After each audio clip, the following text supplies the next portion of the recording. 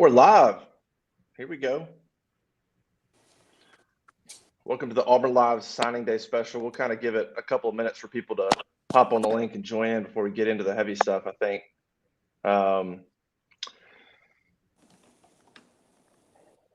Fellas, how's the morning been? Busy, of course. If anybody's been on at auburnlive.com, they've seen the amount of notes and intel and content going up from Jeffrey, Cole, and Keith. Yeah, man. Been wild. I knew it was going to start early. Had to set that alarm. Yeah, man. I mean, we got to pick up the energy. It's early. One surprise, I guess. I don't want to say surprise. I mean, Jeffrey and I projected Tony Mitchell to flip to Auburn based on all the intel of the last week or so. Auburn had some real confidence there. It does sound like he's going to stick with Bama, but I wouldn't say either one of us is shocked.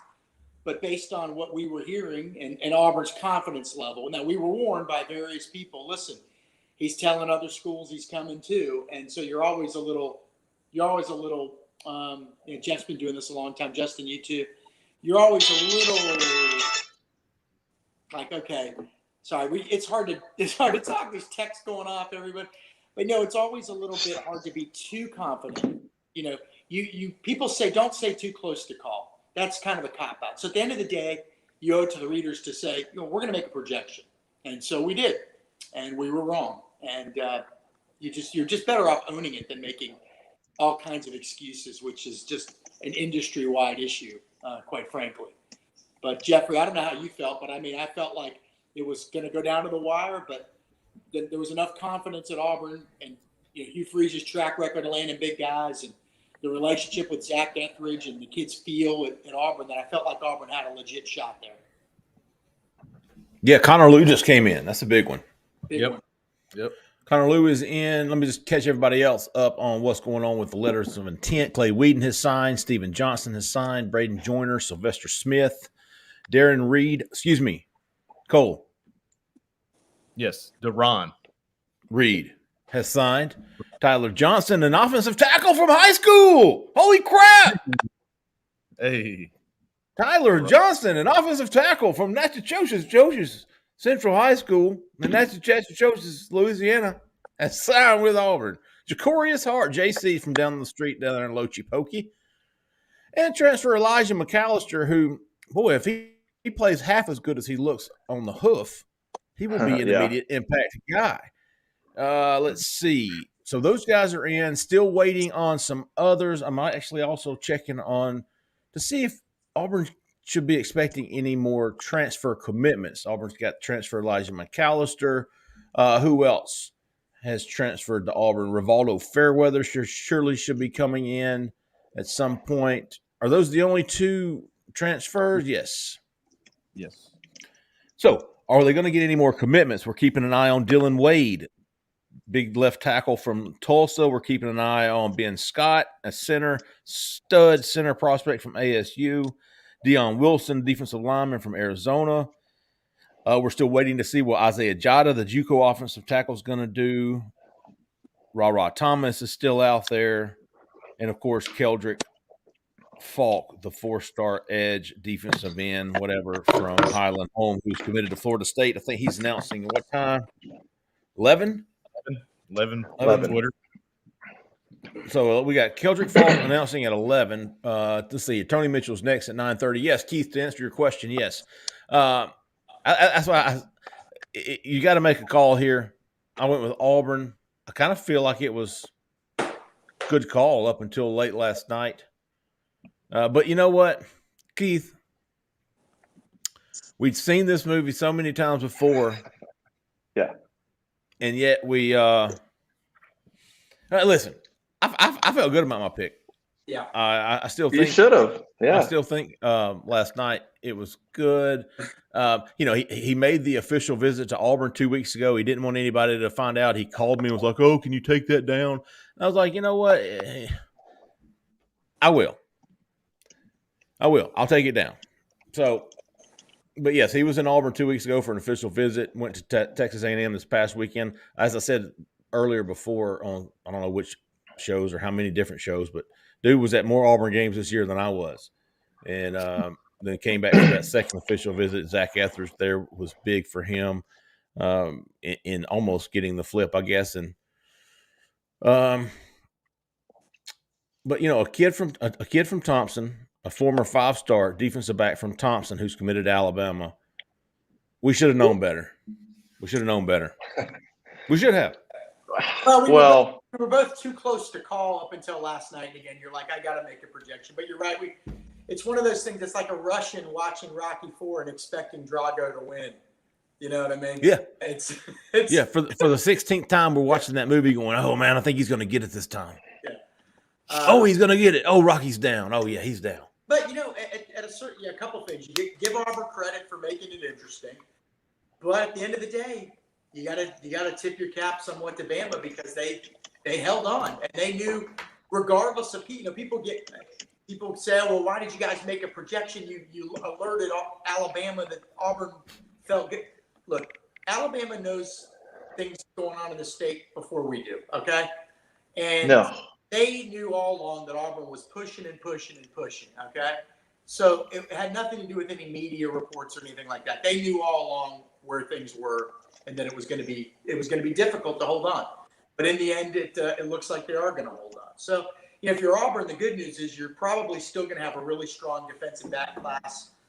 We think there is some optimism in Orlando right now, Jeffrey, that UCF can hold on to Braden Marshall, the cornerback commit from Lake Mary, Florida. We'll see. I think there's optimism on both sides.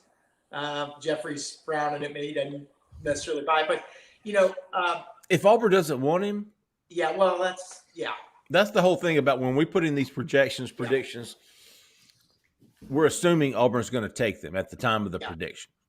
Yeah. Same for Eric Singleton. He was coming to Auburn. If Auburn wanted him, well, they didn't want him. So my prediction of Auburn was wrong. Up until we know that Braden Marshall's family, his dad is from Evergreen, Alabama. Dad went to Auburn. A lot of people in the family went to Auburn. The dad did not play at Auburn, for those wondering.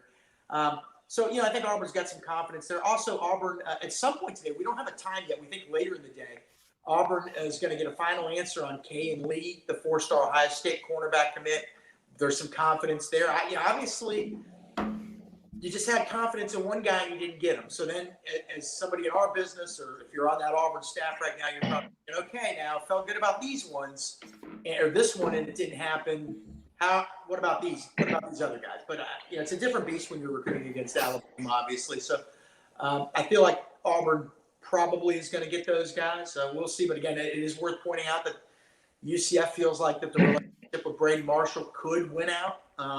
We will see that he's going to announce, I think in a couple of hours, I want to say between the 10 and 11 o'clock hour at Central Time.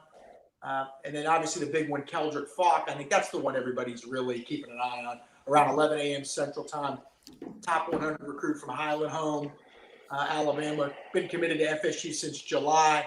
Can Auburn flip him again? There's some optimism there. The difference between those two, Keith? The difference between Keldrick Falk and Tony Mitchell is Tony Mitchell was huge for Auburn perception-wise. Yeah. Keldrick Falk is huge for Auburn in need-wise. This guy, right? Yeah, 1,000%. That's exactly the right perspective. And the thing on the Tony Mitchell thing, we're not going to harp on it, but I guess people that follow recruiting enough sort of know what you guys have to deal with and how you have to report things and how hard it is. Some people that are maybe newer to it don't, but you can, there's only some, you have great information. At the end of the day, it's a kid making a decision and you have no control over that. So when you're telling multiple staffs, what are you going to do? If when you're telling Alabama I'm coming and you're telling Auburn I'm coming, there's only so much you can do right there except report what you got and the kid sticks with Alabama. So, but Jeffrey hit the main point that I think people need to remember, and that is from a perception wise, Mitchell would have been awesome. From a need wise, Falk is the one. You flip Falk today, that's the one that should be front and center. If let's say both those kids committed, Falk's still more important. It's a much bigger need. That's exactly right. That's true. Just perception-wise, though, you're trying to build something special. The day is far from lost. At the end of the day, it's 9 o'clock. I hope so. Yeah, I think at the end of the day, Auburn fans very well could look back and say, "Hey, this was a great day." There's transfers that Jeffrey's been talking about. They had a big day yesterday. The Keldrick Fought could get the ball rolling, and we'll see. It's just a couple hours away now. Well, I'll tell you what. I drove up to Highland Home so many times. I would sure hate it if you didn't. At this point, I wasted a lot of gas on that drive, man. That 25-minute drive over there killed me. Hey, I'll tell you another one, man. This is kind of gone by the wayside, but this is a big one too. If Auburn misses out on Isaiah Jhead, the junior college offensive tackle, they got Xavion Miller yesterday, who at one point was the number one junior college offensive tackle.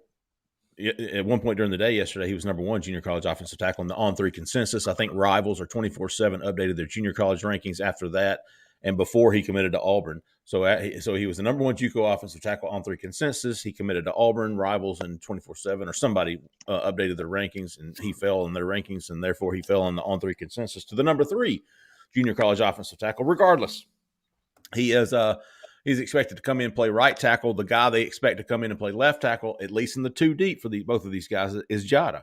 And, he was all Auburn. Let's see, what's today? Wednesday. He was all Auburn a week ago. He was all Auburn a week ago. He had left his official visit. He had indicated that privately that his plans were to sign with Auburn. And here comes Deion Sanders from Colorado, wanted him to come in for a visit. Jhead, I was expecting a commitment actually last week, and I think Auburn was too, publicly. And Colorado comes in and gets him to come on a visit. He's been quiet, relatively quiet. We've exchanged some messages, but he's been relatively quiet. I think there's still some confidence there at Auburn, but if Auburn misses out on him, it's not that big of a deal. But I think it would be for me.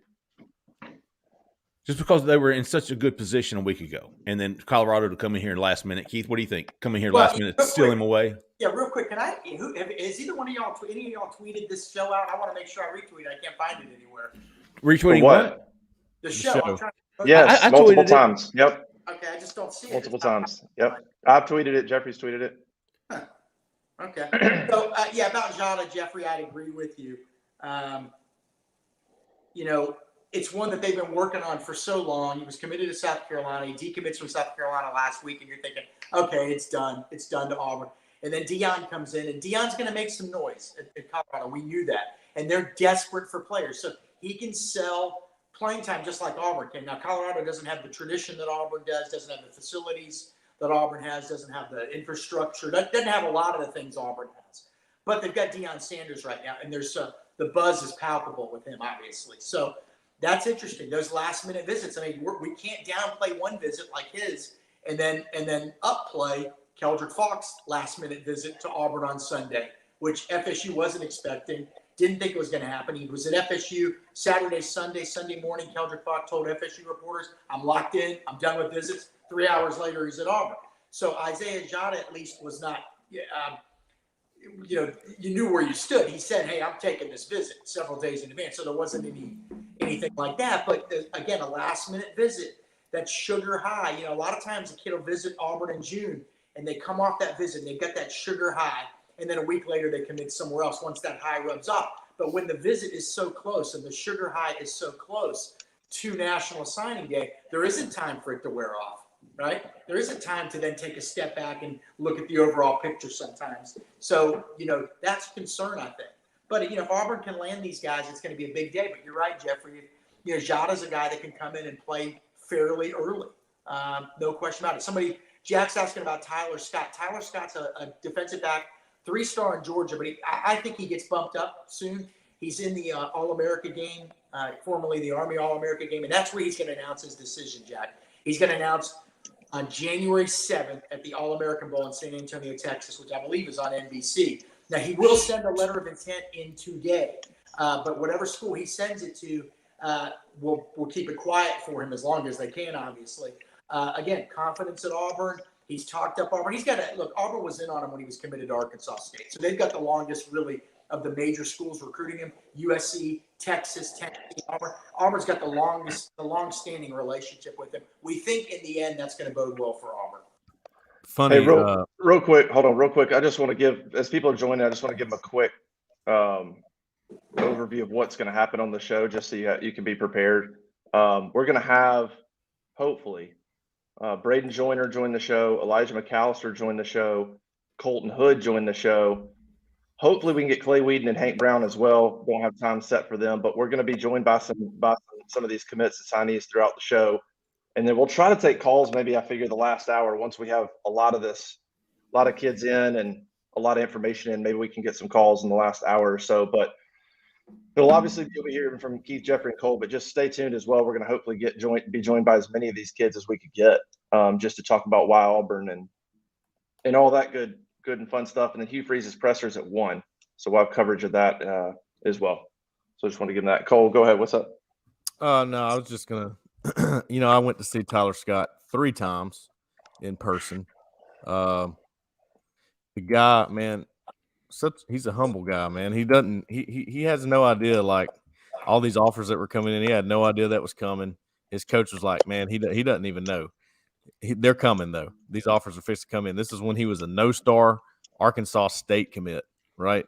And I was like, let's get some pictures of you, man. Let's get some pictures, for the site, for your profile. And he was like, you just want pictures of me? I was like, yeah, man, we're gonna take some pictures. I mean, that's kind of his personality, in case y'all were wondering about him. But I feel pretty good about Auburn landing him, from getting to know him and talking to him and his coach, and Zach Etheridge being retained was huge. Wesley McGriff was recruiting him heavily at Louisville, actually got him in for an official visit. And the combining of those 2 guys, it seems like Auburn's going to be tough to beat for old Tyler Scott there. We got a new signee, too, it looks like. I'm putting that story up now. Hank Brown. Hank Brown. That's a great quarterback name, is it not? That's a great quarterback name. I love it. Hank Brown. We should point out that Hank Brown was committed to Liberty under Hugh Freeze and Ken Austin, who also now is on the staff at Auburn. After Freeze left Liberty, he decommitted, looked around, had an offer from UAB. His high school coach is Trent Dilfer. Trent Dilfer, a former NFL coach, is now the head coach at UAB, so he strongly considered that. But like Jeff said, this is one of those cases. Once Auburn offered and wanted him, made it clear they wanted him, Auburn was going to get him. You're also going to get a quarterback today, Keywan Jenkins from Miami Central. I don't know how this is going to work, whether he's getting a letter of intent or not. I don't know whether Auburn's going to publicly announce it, but he's going to Auburn just as a preferred walk-on, a guy that won 3 state titles down at Miami Central. I think went 45-16 as a starting quarterback in high school. So bringing in 2 quarterbacks, probably developmental guys. You got to have depth, though. You're returning Holden Gerner. You're returning Robbie Ashford as of now. We know Calzada's leaving. We don't know anything about TJ Finley, but obviously Justin's reported that doesn't seem likely he's going to stay. Is what does Auburn do in the transfer portal? Had Devin Leary in over the weekend. So a lot to still be determined at quarterback, but you're going to have a couple in this class. And it was late. There weren't too many guys that were flippable this late, quite frankly. I guess I'll be the interesting tidbit guy today. Actually met Hank Brown a couple months ago and didn't realize it, because I went and saw Kurt Warner and Trent Dilfer speak in person, and Trent brought his quarterback to also speak, and it was Hank Brown. And he was a very interesting guy. He spoke well. He got in front of a bunch of people and talked and did all that stuff. It was cool, man. I think it was him that talked. It was definitely the quarterback he brought. Yeah. So what are y'all's thoughts on Hank Brown, just as a player, in terms of how he fits, how he fits what Hugh Freeze wants to do? More of a pocket guy, probably, right? Maybe not as mobile as some of the other guys, but my gosh, 47 touchdowns, 3 picks, and a state title is pretty freaking impressive. Is this a guy that you think can come in and compete? We don't know who's going to come in transfer-wise, but is this kid that can come and compete right away, given the situation? Is it a kid that we're looking at, well, they brought him on, it's a good relationship you want to bring with you? I mean, how should people view the addition of Hank Brown? Well, I think, he's not a guy that's going to come in and compete right away. I think he's a depth guy for now, but he's got some really interesting tools, like you're saying there, to work with. I mean, the dude is poised. If anything else, he's poised in the pocket, and he can stand in, amongst blitzes and traffic and throw the football and decent arm talent, not great. A little bit of mobility. I would say he's probably got a little bit more mobility than Holden Geriner, but definitely nowhere near Robbie Ashford. If there's somewhere in between there. So not looking to run ever. This guy's a pocket guy. Again, pretty decent arm talent. I think that needs some improvement. And, down the line, I think he'll have a shot. I don't think he's ready yet, but he could have a shot down the line. Good game, Cole. man. Hey, Cole, you put in a prediction this morning for a transfer offensive lineman. Talk to us about that. Oh, yeah, I did. That's Ben Scott, Arizona State, offensive lineman. Auburn likes him at center. He was at Auburn this weekend on an official visit and talked to him there. And, man, just seemed like when I talked to him, Auburn was in a good spot with him. And the main thing, my main takeaway from that was he is considering taking visits to Miami and Florida State, who are on him right now. Miami probably a little bit higher than Florida State. And he said, I don't know. Here's the thing. He kind of laid it out for me. I want to take a visit to Miami and Florida State. But if I feel like I need to get in somewhere before that, I'm not going to visit there. I'll sign first. I'll make my decision and then not worry about visiting there. And what transfer is not considering Miami? Yeah, right. I haven't looked at their roster, but apparently it's great day. Sort of I'm about sick of it. I'm sick of hearing about Miami, man. I mean, especially it's like Miami and Auburn are trying to load up off offensive line, right, and wide receiver, right. And it's like those two schools. Auburn's probably being a little bit more judicious in some of the guys that they're bringing in. Miami's just bringing them all in. Auburn doesn't have the official visits to offer that Miami probably does. Auburn only has 4 left going into the January 4th through the 8th transfer portal visit period. That will not be for high school JUCOs, just for the transfer portal, January 4th through the 8th. Auburn has 4 official visits left for the 2023 class. Be curious to see what happens after or during that period, who they bring in. They're going to have to bring in some guys on unofficial visits as well, because there's just a lot bigger need than the 4. And there's going to be quarterback, wide receivers, defensive linemen, linebackers. Great day in the morning. What is going on with linebackers? I have no idea. Yeah, there's a lot of work. There's a lot of work, Jeffrey. They're lucky that the kid that committed yesterday, the junior college defensive lineman. Anybody want to remind me his name while I'm talking? Quintrell Travis. Quintrell. That's right. What a name. So, Bobby. So interesting. Yes, Bobby. I think, Jeffrey, you were told a few weeks ago that had kind of gone in a different direction, and Penn State was feeling like, okay, that this guy's probably going to visit in January. He's not going to sign until February. He apparently caught everybody off guard, not just the media yesterday.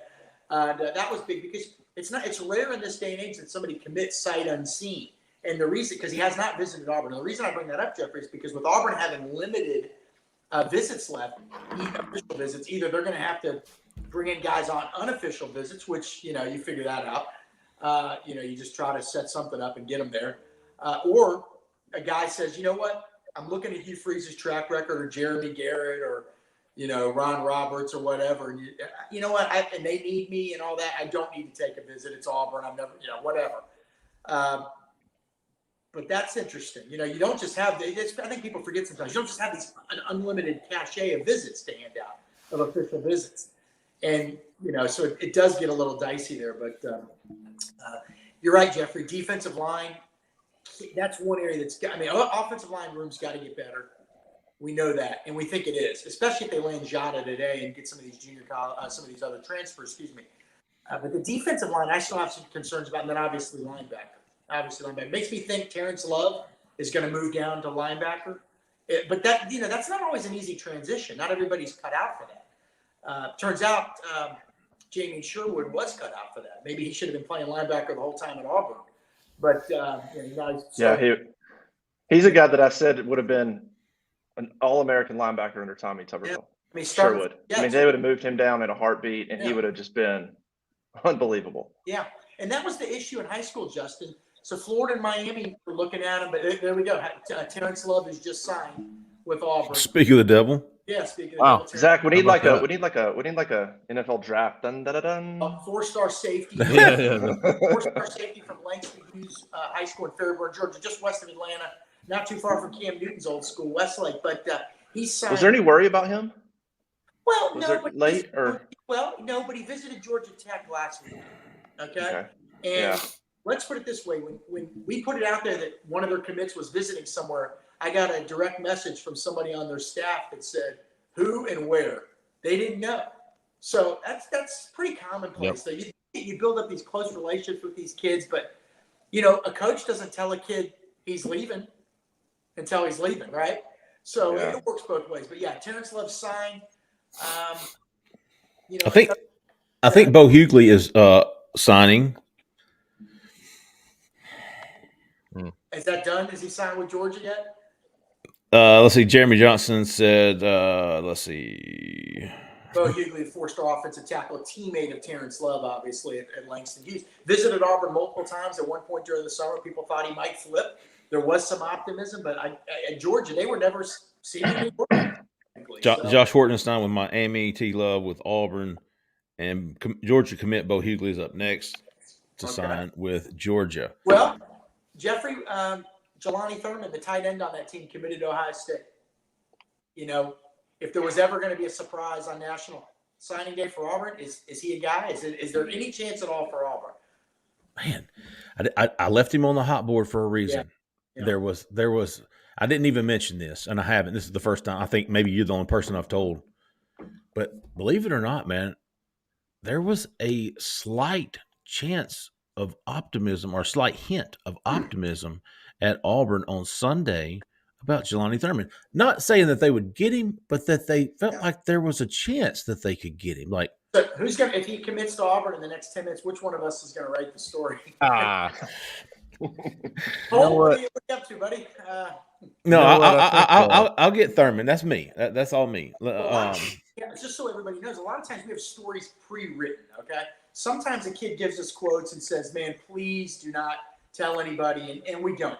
We lead the horse to water. Hey, Auburn feels good about this guy. They feel really good about this guy. We don't just give it away. We're never going to do that. Even in this NIL world where some of these kids are going to make more money than our yearly salaries, they're still kids, and I don't know. But sometimes on other guys, you always have a shell story ready, a story ready to go just in case. And so we'll have a dozen guys every year that don't sign with Auburn that just and coaching searches. Justin, you went through this. Hey, there's some buzz that Joe Jones is going to end up at Auburn. Okay, well, let me. I should probably go back and delete like a lot of drafts that are probably still in there right now. We want to get stuff to the reader as soon as possible. But Jelani, one that we hadn't heard a lot of chatter lately. So if he picked Auburn, we're going to be scrambling for a few minutes. But you will I'm talking about a guy. You're going to see it. I want to see you guys scramble. That's what the people want. They just want to see some Adam Schefter stuff going on on the phone. Well, Jelani Thurman may have been at more games than all of us combined. Like, he was at every single game. Yeah. Every one of them. Harsin. Carmelo English to Michigan. To Michigan. Oh, God, somebody go tweet over. Oh, somebody go get old Kentucky guy. Oh, no. Okay. Hey, I'm going to tweet. Hey, I got him. Like, Michigan. That's you. It's a signing day tradition. A new signing day tradition. Dude, please do it. Please Michigan do it. owning Kentucky. Hold on. Nick. Poor Nick, man. What an absurd tweet that was, my man. Yeah. He's on our team. He's on the On3 team. I didn't want to be too much of a jerk. Lord have mercy. Well, you got to explain to everybody what you did now.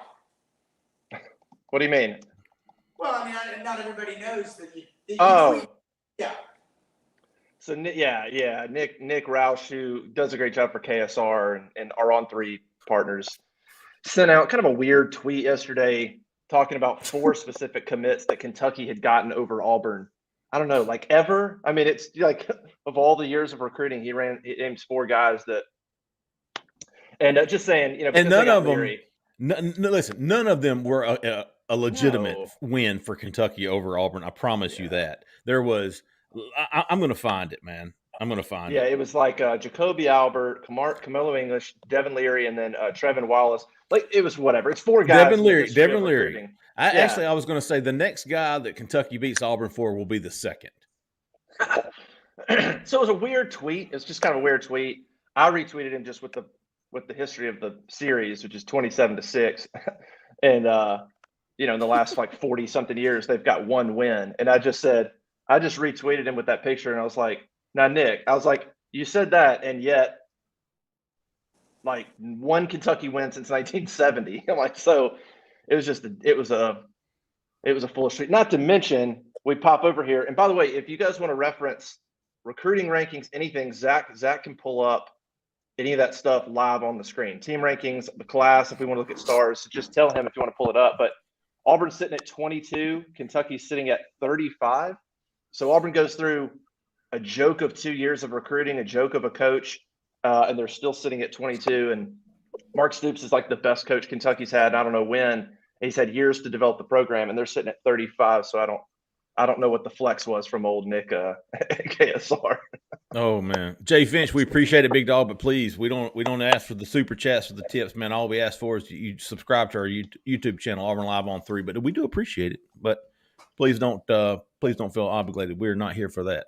Hey, man, I had something really good to say. Well, hey, you hold on. I'm going to say something real quick. Actually, I hate to do this. Auburn did want Trevin Wallace that went to Kentucky. They did. That was T Will, wasn't it? Yes, but something happened with that. Staff wanted him too. Justin. Yeah, we'll just say that Brian Harsin couldn't do it. I had to do it. Well, you got to throw the asterisk next to that one because anything during the Harsin era really. So T Will had him wrapped up. Yes. Yeah. And then Gus gets fired. Travis gets fired, and Auburn loses out to Trevin Wallace. But I mean, are you counting out Auburn losing Brian Longwell to whoever the hell he signs with because Christian Robinson wasn't retained? No, I'm not giving Kentucky Trevin freaking Wallace. If Travis Williams is at Auburn, he signs with Auburn, and there's no doubt about it. Zach says it's just an insane tweet though, because there's more players. There's more players than you could possibly want to count that Auburn got that never even considered Kentucky over the last 20, 25 years. Like, it's kind of a dumb thing. It's like Auburn and Kentucky happened to go head to head for a few guys, but the amount of players that Auburn got that were like couldn't even point Kentucky on a map is more than we can count. But enough of Nick Roush, good guy. I don't want to crap on that guy anymore. Hey, although Zach, I did just retweet and said not Kentucky. I got to ask Zach a question in the back. He said he couldn't hear me when I was far away. Zach, can you hear me better now? Yeah, you're good now. It was just like a weird echo when you sat far away. Well, I got the high ceilings here. This is a real high end place. Oh yeah, guys. You're doing it big. It's a great setup. Not the La Quinta Inn. I know at Cole's house there's shout out Jhead. Things, but these are pretty high here, and Hey, all right. Can I ask this question because I think fans probably need you. This is where I think you guys are so important, and that's just from a perspective standpoint. And I may ask this to Hugh later. I don't know exactly what his answer would be, but I just think it's interesting, and that is, how should fans view this day? Considering everything that's going on, coaching change, the staff's not even complete yet. Well, I mean, like, I get you want to get Tony Mitchell, you want to get Kedrick, I get you want to get some of these kids, but where's the line of expectations to get some of these kids and taking a step back and not making excuses, but giving them a little leeway because of everything that's going on? Like, how should people view what happens today in the class and that kind of stuff? Yeah, I'll go real quick. It's mixed. And first of all, we don't know yet. If Isaiah Jhead picks Colorado, if Keldrick Falk doesn't flip, I mean, there's no guarantee it's going to end great, okay? We just think based on the intel that Auburn's in some pretty good spots. But, we'll see. I mean, this is a new staff, blending with some holdovers from the last staff. And I don't know. I mean, I think if you're an Auburn fan, you're going to be, even if they land everybody the rest of the day, you're going to be happy. but you're still going to be thinking, God, it would have been nice to get one from Alabama. It's been so long. You know what I mean? And I know they flipped Robert Woodyard last year, but I don't know how hard Alabama fought for him, if we're being totally honest here. We know they wanted Tony Mitchell. So that would have been a big one. So those are my thoughts. I got to step away for a second, guys. Thanks for the warning. Yeah. Oh, Shacker. There's your boy Shacker, Cole. Make some calls. Oh, hey. Yeah, just mute it so we don't hear your phone calls, unless you want us to hear them. Ooh, yeah. Sure. Appreciate you, Shacker. But again, it means nothing if you're not subscribed to our YouTube channel. Boom. Okay, so, Justin, I'll give you yeah. I'll give you my perspective, man. Yeah, I'm a little bit more optimistic than Keith. I mean, Hugh Freeze has been on the job for what, 23 days?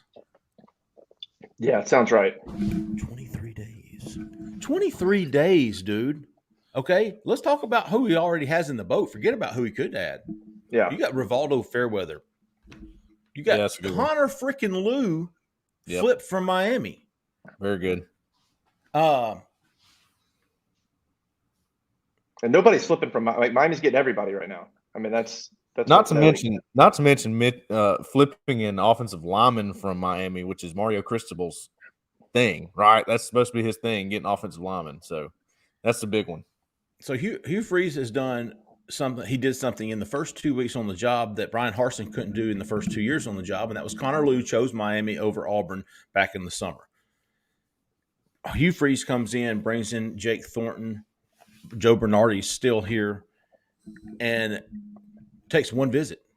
And the kid goes home and says, "Yep, I'm in." That was, to me, that was big. You're talking about let me pull up team rankings real quick. Auburn is Zach. Pull it up if 22. 22 right now. That's not counting Rivaldo Fairweather. That's not counting Elijah McAllister. That's not going to count Dylan Wade if they get him, Ben Scott if they get him, Deion Wilson. And to mention, Hugh Freeze, and on top of Connor Lou, added Tyler Johnson, a high school offensive tackle. He added the number one at the time JUCO offensive tackle already, Isaiah Miller. He could add Isaiah Jhead. We expect or project or predict him to get you get Keldrick Falk, and that's like the cherry on the top. You had Keldrick Falk and Tony Mitchell. Both of those guys, nobody thought Auburn had a chance with, a week ago, except a few people, maybe on Tony. There's Jhead popping in here. But anyways, but look at the offensive line class he's already put together and the transfers that he's in on. You got Auburn sitting at 22 on early signing day, up from, I think it was 62 when Brian Harsin left. So you have improved your stock in the team rankings by 40. And there's still, and that's not counting the guys that we just mentioned. Let me see what Jhead piped in here with. Hugh Freeze has had commitments flipped from Texas Tech, which was Tyler Johnson, Michigan State, Colton Hood, Miami, Connor Lou, Tennessee, Sylvester Smith. I keep forgetting about Sylvester Smith. That's huge. In-state kid committed to Tennessee, four-star guy. Hugh Freeze flips him. LSU. Was that Duran? Duran. I can't give him credit for that. I think that was before Hugh. It was. And Arkansas, Stephen Johnson. Now, some of these guys aren't world beaters, program changers, but they're at positions of need, which is something that I don't feel like Gus Malzahn and Brian Harsin, either one of those guys, did very well. Did not address needs. They tried, but they didn't do a very good job at it. Now, let's see who's still left on the board. You get Kayan Lee, Keldrick Falk, Braden Marshall. He didn't move the needle too much. But you get Kayan Lee and Keldrick Falk. You're flipping guys from Florida State, and you're flipping guys from Ohio State. That's pretty impressive for a guy who's been on the job for 23 days and still doesn't have a full staff. Yeah, I would agree. Thurman. Yeah, what? Oh, did Thurman, I guess, did he go to Ohio State officially? Jelani Thurman. Somebody put it on our board. Okay, cool.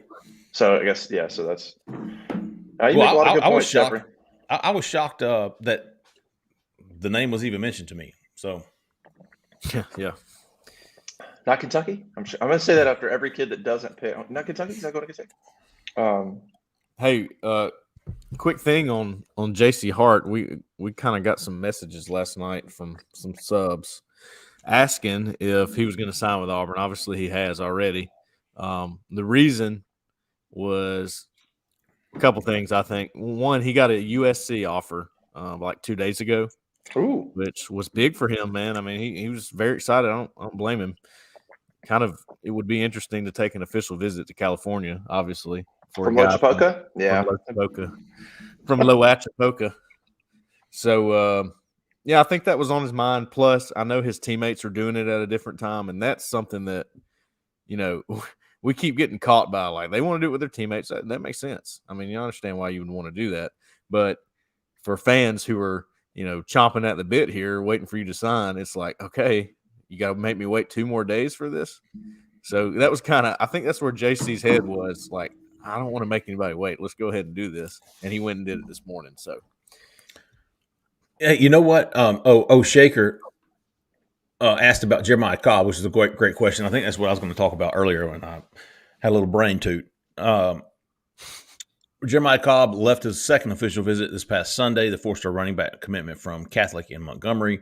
He said, I'm going to wait until February to sign with my teammates and friends. The school's going to do a big signing ceremony for everybody on the February signing day, the regular signing day. And so that is what his plan is as of Sunday. Now, I asked, hey, what does Cadillac Auburn think about that? Oh, they respect it, and they're going to. So, but I follow that up on the corner with, man, there is nothing to worry about, and there's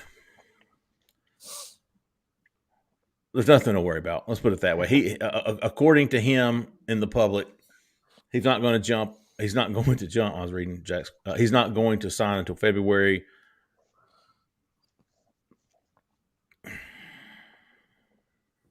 But there's nothing to worry about.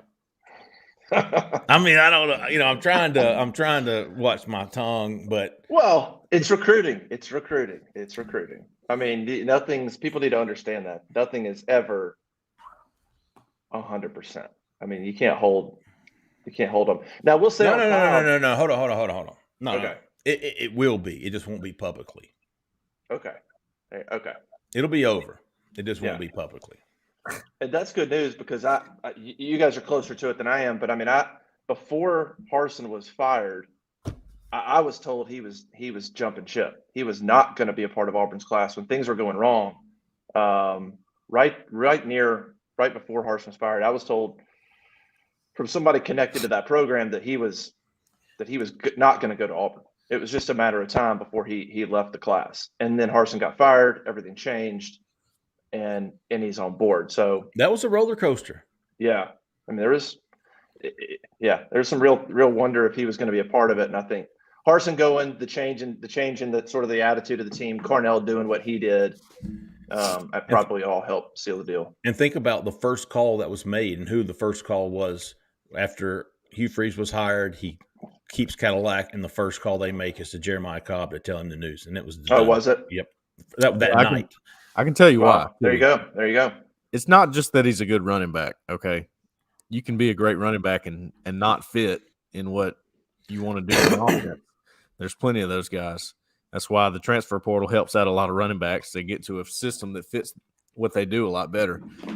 Jeremiah Cobb, I talked with him at a Alabama-Mississippi All-Star practice, one-on-one, off the record, and he was just telling me, look, man, the main thing that Freeze told me when we talked was you are a home run hitter in the outside zone run game. Like, that's something we haven't done at Auburn in a while. I haven't seen it at Auburn. That's something we did at Liberty, something we did at Ole Miss. You're that guy. You're perfect. You're a perfect fit for it. So we need to, that was we need to lock you down because of that. That was what Jeremiah told me. So I thought that was interesting. And Jeremiah's not really the kind of guy that's going to you don't really want to do the Trey Mason style with him too often, where it's just inside zone, hitting it up the middle. Probably not the best style with him. Outside zone, stretching it out, getting him in space. That's what you want to do with Cobb. And I think Freeze has a pretty good plan for guys like that. We'll see what happens. Listen, we'll have plenty of time to talk about next season, but since we're talking about Cobb, you think about the potential. If you can piece together an offensive line, which there's some pieces happening, the potential of a running attack where you got to worry about Robbie Ashford, and then you got to worry about Jarquez Hunter, and Damari Alston's going to be an impact. And then you have somebody the talent of Jeremiah Cobb. There's no telling how good he could be and how quickly he could be an impact player. I mean, Jeremiah Cobb's a really talented player. He could come in next year and be the best back. I mean, he could. Yeah. I mean, there's some potential there all of a sudden for get some right pieces on the offensive line, finish this class strong, and get some guys that are quality. Robbie's got to work on his passing, but from a running aspect, from a rushing aspect, that's a lot of weapons that you could use. Ashford, Hunter, Alston, and then depending on how Cobb comes along, it's a lot of talented runners. It's a lot of talented runners that you could try to get the ball to them in different ways and different spaces and things like that. I mean, it's exciting to think about next year and potentially the year after. I mean, you could build a decent offense around that. Then you go get receivers, figure out how Ashford can throw the ball. But there's a base there potentially to do some things offensively that could be really nice. Yep. Sure. Yeah. By the way, if you want to call in and do questions, absolutely. I mean, we'll take them as they come. We're just kind of winging it next couple hours. So if you want to call and ask a question, go for it. You want to shoot a question, go for it. We'll try to get to them. Hopefully we got Elijah McAllister joining us in 15 minutes. So stick around for that. Really, really curious to talk to him. And then we'll have Braden Joyner at 10:30, Colton Hood at 11, and then hopefully Clay Whedon and Hank Brown at some point too. So, speaking of transfers, man, Byron Vick was asking about the running back from Mississippi State, Dylan Johnson. He visited this past weekend. I'm going to give you a little rundown on the guys Auburn is still in on. Yeah. Transfer portal-wise, guys that I'm keeping an eye on right now. And I think could pop at any moment. It might be today. It might be, early January. But Dylan Johnson will certainly be one of those guys. He says he's going to wait and take some visits in January. But I really like where Auburn stands with him. I wouldn't be surprised if he did something before then. A lot of these guys are saying, I'm going to do it in January or whatever, and then they go ahead and pop. But Dylan Johnson, the running back from Mississippi State, certainly a guy I'm keeping an eye on. Ra Thomas, although I think Keith pretty much has him pegged to Georgia. Haven't heard anything yet lately on Dante Thornton, the wide receiver from Oregon. He visited 2 weekends ago. Was in Miami this past weekend. Mario Cristobal signed him at Oregon. Mario Cristobal is at Miami. Dante Thornton visited Miami. When he first went into the portal, I was told, hey, Auburn likes him, but thinks he's going to follow Cristobal to Miami. But they did get him in on a visit. Rivaldo Fairweather has signed. No, he hasn't signed. He's committed to Auburn. We're still waiting on him to sign, but he's a done deal. And then offensive guard Ben Scott from Arizona State, who Auburn loves at center. Cole put in a prediction for him this morning to land at Auburn. He's another guy, Cole, that hasn't said, I'm going to announce Wednesday, but he's a guy who could do it at any moment. I think Sean Callahan from our Nebraska site, Nebraska was the top competition with him. And I think Sean Callahan put in a prediction for Auburn either late last night or early this morning. It was last night. Late last night. Offensive tackles. I really like Auburn's chances with Dylan Wade, who was a starting left tackle at Tulsa last year. He's got 3 years left to play. Philip Montgomery, Auburn's offensive coordinator, was the head coach there at Tulsa. He recruited Dylan Wade to Tulsa, and Dylan Wade is, he's absolutely appreciative of Philip Montgomery for giving him that chance. He said this past week when he left his visit, now he's giving me a chance at Auburn. Sounds really good for Auburn. Amari Kite, the former Thompson top 100 offensive tackle who signed with Alabama, I think back in 2019. Yeah, he's been there for 4 years, but he got a COVID year and a redshirt year. He's got 2 years of eligibility left. He visited Auburn a week ago during it was a midweek visit, and then went to UCF. He's in both of these guys, Dylan Wade, Amari Kite. I've got them trending up for Auburn. Neither one of them has said when they're going to announce, but it could be any moment now. Deion Wilson, defensive tackle from Arizona. He visited last weekend. Auburn. He came in with Auburn number 1, and he left with Auburn number 1. Yeah. Elijah McAllister is. Elijah McAllister is committed to Auburn. Hell, he signed with Auburn. Trace Ford is another edge guy from Oklahoma State who's announcing today. Not really sure what to make of that. He visited Auburn 2 weeks ago, but I haven't heard much since then. Linebackers, I have no idea. I said it earlier in the show. High school linebackers, 0, unless Terrence Loves moves down. C.J. Johnson, maybe he's the guy that moves down. Maybe they want these more athletic, mobile linebackers in this new defense. I don't know because I have no idea. But, Jaron Wilson, whatever his name is, Sergio Allen, 2 guys Auburn's interested in, have not offered. And the defensive backs, I don't see Auburn making a big move here for some guys, but they do want maybe 1 or 2 from the portal. So Fentrell Cypress, Tony Grimes, Gavin Holmes. I'm not putting too much stock with Auburn in that. The guys I'm going to be watching today is Dylan Wade, Ben Scott, Amari Kite, Deion Wilson, Ra Thomas. Those guys. Dylan Johnson is another guy as far as transfer guys to keep an eye on in the immediate future. So we're looking at these numbers, and we're just rattling off name after name. And if you're sitting at home, you're probably thinking, well, wait a second, can't you only sign 25 guys? Not this year and not next year. Because of COVID and all the chaos that caused of kids not losing a year of eligibility, the NCAA for 2 years is going to allow you to sign basically however many guys you want each year, as long as your overall total doesn't go above 85. So it'll allow teams like Auburn that have diminished rosters, quite frankly, to catch up. So Auburn could take up to, we think, 45 guys between high school, junior college, and transfer portal guys. 45 guys. Right now they have 18 commitments and 2 transfer commitments, or 2 guys that are transfers that are coming. That's 20. That still leaves 25 spots. So there's still, there's a reason we're not just throwing names out there. Everybody we've mentioned are guys that legitimately could end up at a school like Auburn, given the fact that there's still, based on the number we have now and the number available, up to 25 spots. Like in a normal year, you're only getting 25. There's still that much to go to get to that 45 right now. So obviously that's a good thing for Auburn. They can be patient. There's going to be guys in January that visit transfers. There are going to be guys after spring practice that say, hey, this ain't working out with the new coach. I'm looking around. There's going to be that. So there's a long way to go. The recruiting is now year-round thanks to the portal. I don't know if there's any question about that. And more so now than ever because of the fact we know Auburn's going to be able to sign so many guys. Hey, can y'all see this? What is on my screen right now? Is it me? That was delayed. I can just see you. Yeah, just you. Okay. I was trying to share my screen to get the transfer portal tracker up. Zach can put it up real quick. I can pull it up for you. What do you need pulled up? Just let me know and I can pull it up for you. Well, I was thinking for future reference, if I go over the transfer portal tracker, I could pull it up and walk people down through it as I'm looking at it. But I'll pull it up for you. I already got my screen shared and everything, so I'll pull it up real quick. Okay. Am I caught up yet? Am I? Getting there. It's speeding up. You're getting there. How about that? Yeah, here I am. There we go. Hey, Thomas, we appreciate you, big dog. Again, please, we don't ask for that. We just want you to subscribe to our YouTube channel. That'd be cool. Charles Kelly named DC at Colorado. Could the things change with the Carver duo? No, sir. Negative. Not happening. They're going to Bama.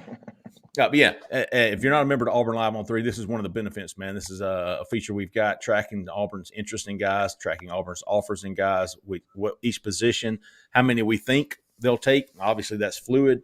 But guys that they've reached out to or contacted, guys that they've offered, some trends, whether or not they're visiting, stuff like that, man. This is it helps me more than it helps you. I promise you, man. Just to kind of keep my mind on track with the transfer portal. We had a new coach. You got transfer portal guys popping up in and out every day. You got JUCO guys coming out of nowhere like Bobby Travis. You got the high school kids with this new coaching staff. You're losing targets. You're gaining new targets, and it's been a whirlwind, man. We've done our best. I don't know what we would have done if we didn't have. If I was here by myself, I would be freaking out. So very grateful to have Cole and Keith. Oh, y'all killed it.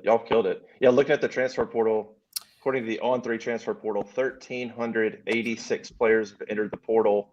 341 of them have committed. So that's 25% so far. 28 have withdrawn their name. That's 2%.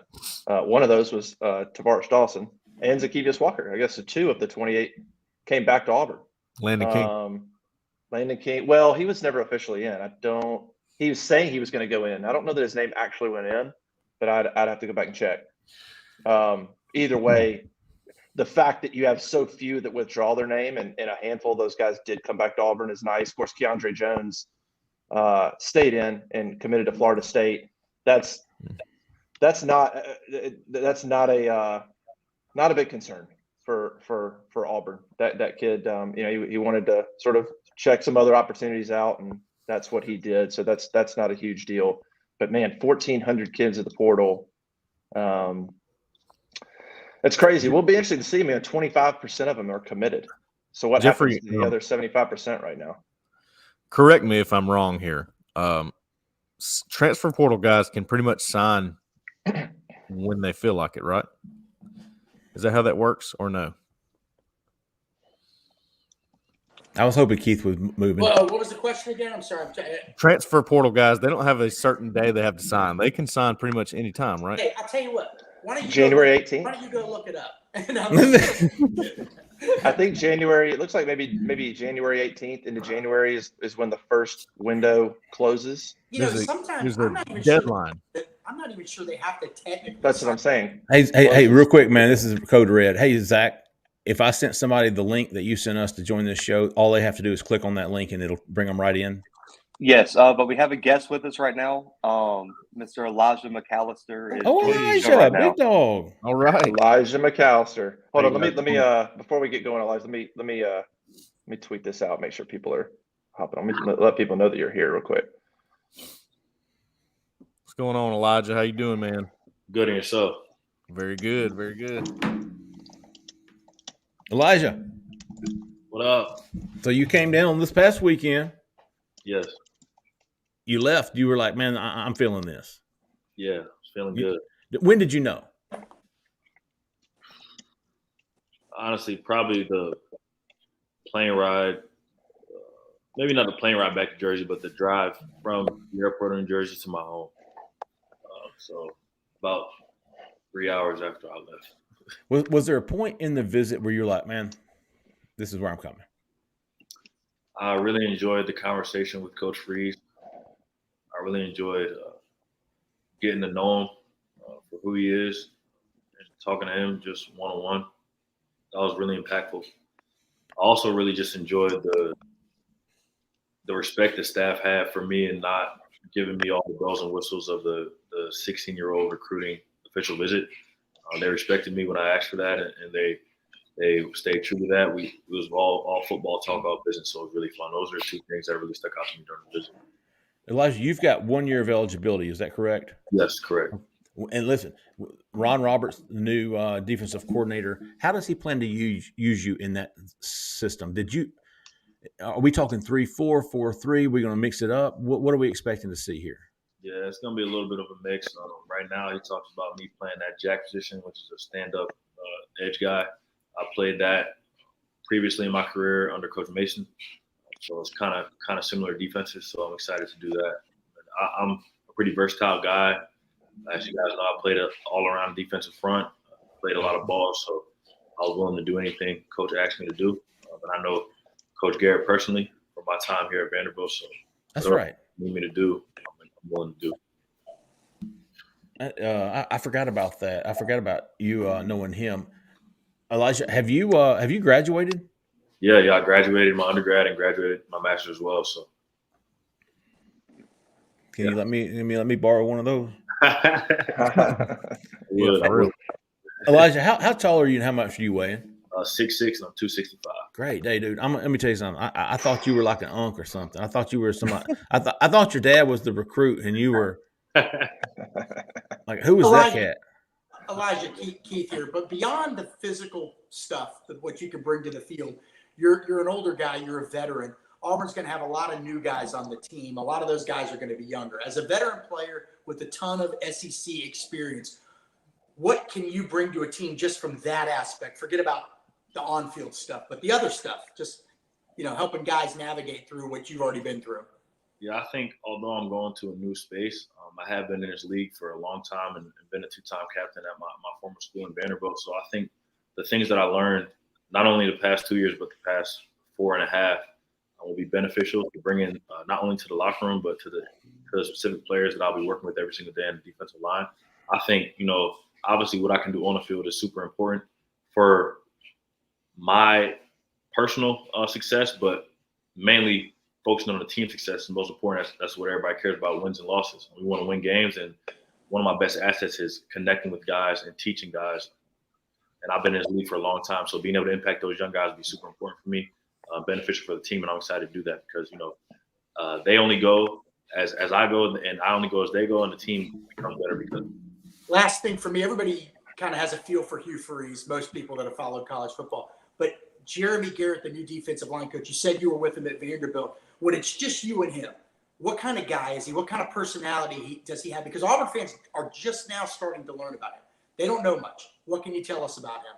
I mean, Auburn fans are going to love Coach Garrett. Like I said, I've known him for a handful of years now. The first thing that sticks out to me when I think about Coach Garrett and I talk to him is just his genuineness, his genuine love for football and genuine love for people that he works with every single day. So as you guys get to meet him and know him and talk to him, you'll see that through his passion and the way he coaches and how he interacts with players. Those are the two main things I think about when I think about Coach Garrett.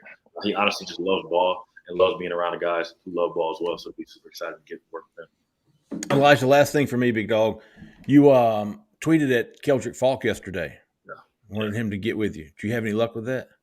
I'm still working on trying to get in contact with him, but I've been reading the articles and stuff and figuring out some guys who we feel like would be beneficial to the program, and he's another edge guy that I watched his tape, really like what I saw from him, and I think anytime any guy can talk to me about my experience and my visit and why I chose Auburn and can speak to what I can bring to the table in this coaching staff as well, I think it'd be good to get him on board. So any recruit, if you're listening to this, anybody who wants to tweet at me, talk to me, whatever, my phone's always open. I'm here for it.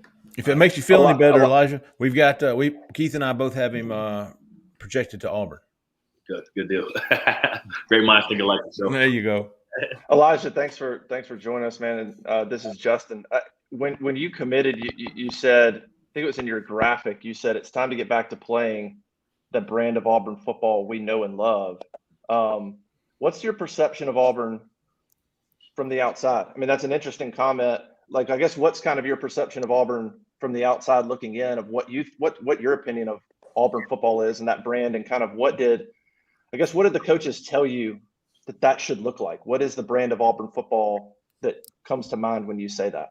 Yeah, I mean, I'm a little older than some of the guys getting recruited now. So when I think of Auburn football, I think of Cam Newton. I think of high level success. I think one or two they've been in national championship 2 out of the last 12 years, and only 4 schools in the country can say that. So when I think of Auburn football, I think of elite SEC level, not only SEC level players, but elite national level players. That's a winning program. So when I say that like I want to get back to that time where people are very passionate about Auburn football, but passionate about the fact that Auburn football is winning. And I'm excited to work towards that goal every single day. And that's kind of how I see and envision Auburn football. When I look at Auburn football and I think about Auburn, I think about my younger self in middle school watching Cam Newton go win a national championship against Oregon. That's when I think Auburn football. And maybe that's just me because I'm a little older than these guys get recruited now, so they don't necessarily know. But with my fan self, when I look at Auburn football, that's what I think. Yeah. Hey, what'd you think of the Performance Center? I mean, a lot of people haven't seen it. It's still pretty new. The recruits, I mean, some of you guys are really some of the first people in that thing. It's pretty special. I mean, you've obviously been around. You took recruiting visits. What did you think of that place? I mean, it was beautiful. It's state of the art. I think it shows that the level of care and commitment to Auburn football being successful. I think that shows that within the facility and the Performance Center that was built. So I honestly think it's great. And I think anytime somebody gets to see that, they'll show it, they'll see it, and they'll love it. You'll look at it and be like, wow, it's amazing. You're in awe, honestly. Good stuff, Elijah, man. We appreciate you joining us, big dog. Man, thank you for having me. Anytime. You got my number. I'm always Sure. here. All right, man. Thanks again, Elijah. Congratulations, man. Real happy for you. Thank you very much. Talk soon. Congrats, man. Thanks. Thank you. Love that kid. Elijah McAllister. Yeah. That's a wait, he's a two-time captain, right? I mean, you're getting a defensive or a team captain from Vanderbilt coming over. That's big. I thought what That's he big. said about Keldrick Faulk, guys like that, young guys like that, he can bring them in and really be a leader for those guys, really show them the ropes. A big, mature guy like that. That's the kind of guy you want in your life, especially. That's the kind of guy you want mentoring your 18-year-old kids coming in. Yeah, you can only see from here up on him, but man, me and Jeffrey were going, golly, who was that guy when he walked in? Big guy, man. He's got the broad shoulders. I mean, he is the look of an NFL edge guy for sure. Outside linebacker, no doubt. 260. So he's up to 260.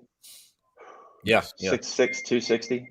Yep. He looks like he weighs 220, but I think he weighs 260. And that's his profile is 230, but that's obviously that's probably before the season or something like that, a little outdated. So right. 6'6", 260. Damn. And big boy. And he played high school football for New Jersey. If you've never been up there, they actually play a really good brand of high school ball up there. Is it Georgia? Is it Florida? Is it Alabama? I mean, it's comparable to Alabama. There's some really good players. You look at the NFL draft the last several years, including guys that Auburn targeted, the big defensive linemen from up there. There's been a lot of guys come from that state that have done big things at the college level. A lot of them go to Penn State, Notre Dame, Michigan, Ohio State, those schools. Rashawn Gary, Auburn was in it with him, the big defensive tackle. So he's played against good competition, not just in the SEC, but going back to high school as well. Our buddy Rice over there on the board said that he kind of reminded him of Derek Hall in that interview there. So that was pretty cool. Yeah. Oh, yeah. Another name that came to my mind too. Yeah. Mature leader. I like what you said, Justin. Yeah, it's good having a veteran guy that can kind of tell younger guys too when they're being a knucklehead. You know what I mean? It's one thing to hear it from the coach. It's another thing to hear it from a teammate that's been through those battles on Saturday. Yeah, this is a guy that's been at Vanderbilt where they haven't won a ton of games, and so it's kind of somebody you pull for. You'd like to see him be able to go out with a bang. You know what? You know what, Keith? Vanderbilt's the team that doesn't get watched very much. Even if you're an SEC guy and you want to turn on every game, they just don't. Yeah. You started watching them at the end of this year because they started making some noise, especially on the defensive side of the ball.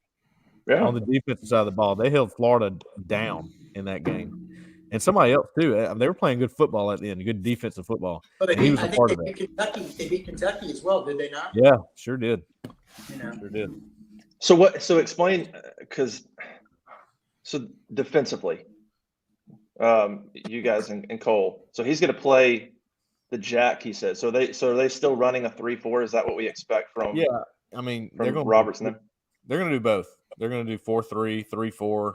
What's their base? I call it even and odd fronts. I mean, you can watch their film. They go back and forth the whole time. So they don't really have a base. It's just kind of basically whatever. That jack position is what changes it from an even to an odd front. He can drop back or he can come down on the line and play the edge, the stand-up edge, and that's kind of how they switch the fronts. If he drops back, they'll just move a guy to nose. You have to have a guy that's versatile enough on the inside to be able to play nose and 3 technique or something like that. So that's why they're getting guys like Quintrell Travis, Steven Johnson, some guys that we didn't really hear as much about until later, because you got to have all these different types of bodies. You got to have different skill sets on this defensive line to be able to make those multiple fronts work. Hood's in. By the way, it looks like Colton Hood is signed. He'll be joining the show at 11. Colton Hood, one of Auburn's, look at Auburn's class, one of the better rated signees that's going to be in this class. Colton Hood, related to Rod Hood. Man, anybody that remembers Rod Hood, such an underrated player at Auburn, dude. That dude could fly. Honestly, and then made a nice NFL career. I remember him more from the NFL, if that's crazy to say. Yeah. Well, he was part of some really good defenses at Auburn. And some really, I thought was an underrated cornerback.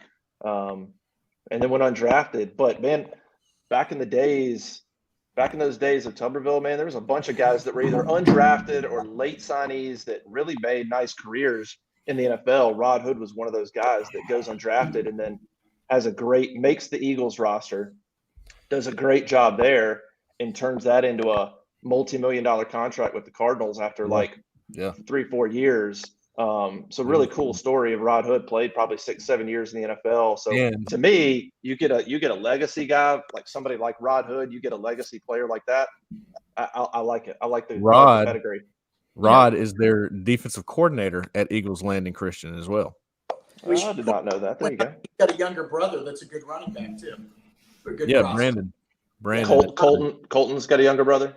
Yes, yes, that's right. Brandon Hood. Back to what you guys were saying, we talked to multiple recruits and transfer guys. So Deion Wilson, the Arizona transfer that Auburn leads big for, he says he's going to visit Houston the first week of January, but he might not make it that far. If Auburn pushes, they probably get him on board before then. But he's listed at 6'6", 260. He told me the other day, this goes right with what you were talking about, Cole. This is a guy that says, hey, they say I'm going to play the 3, the 5.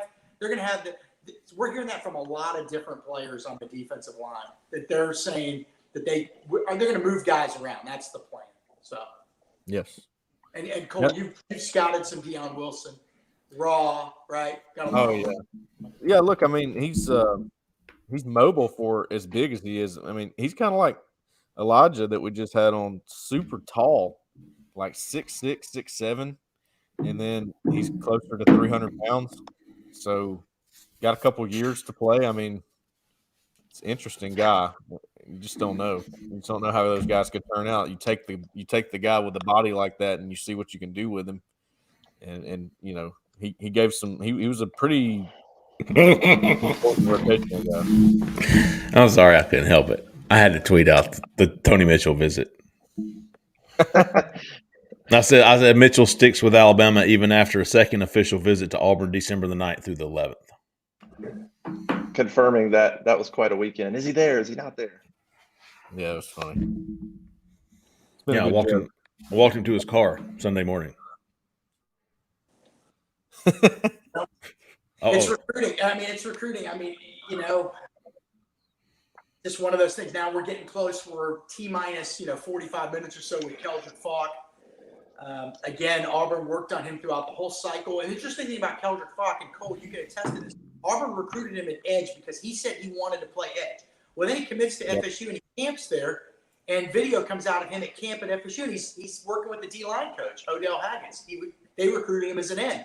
So I don't know. I think he's more of an end. With his size, he's probably going to be too big to be an edge. But I do think Auburn's recruiting him more now as an edge, if I'm correct on this. Zach Etheridge has been heavily involved on that one. Jeremy Garrett, the new defensive line coach, has been heavily involved in that. Hugh Freeze, obviously. Auburn's worked that one hard. And then getting that last-minute visit, I know we're rehashing this, but people who haven't been with us the whole time may not know. Yeah.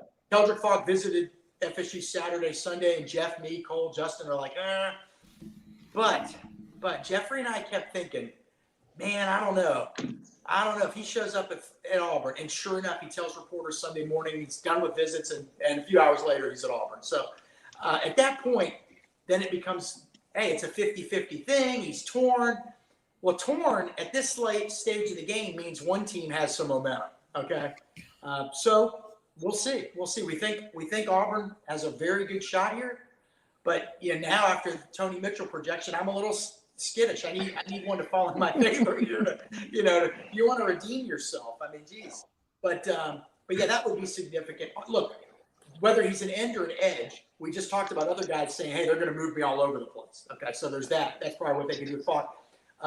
Cole has seen him in person. Cole knows that he's really a unique athletic skill set. Would you agree with that, Cole, for his size?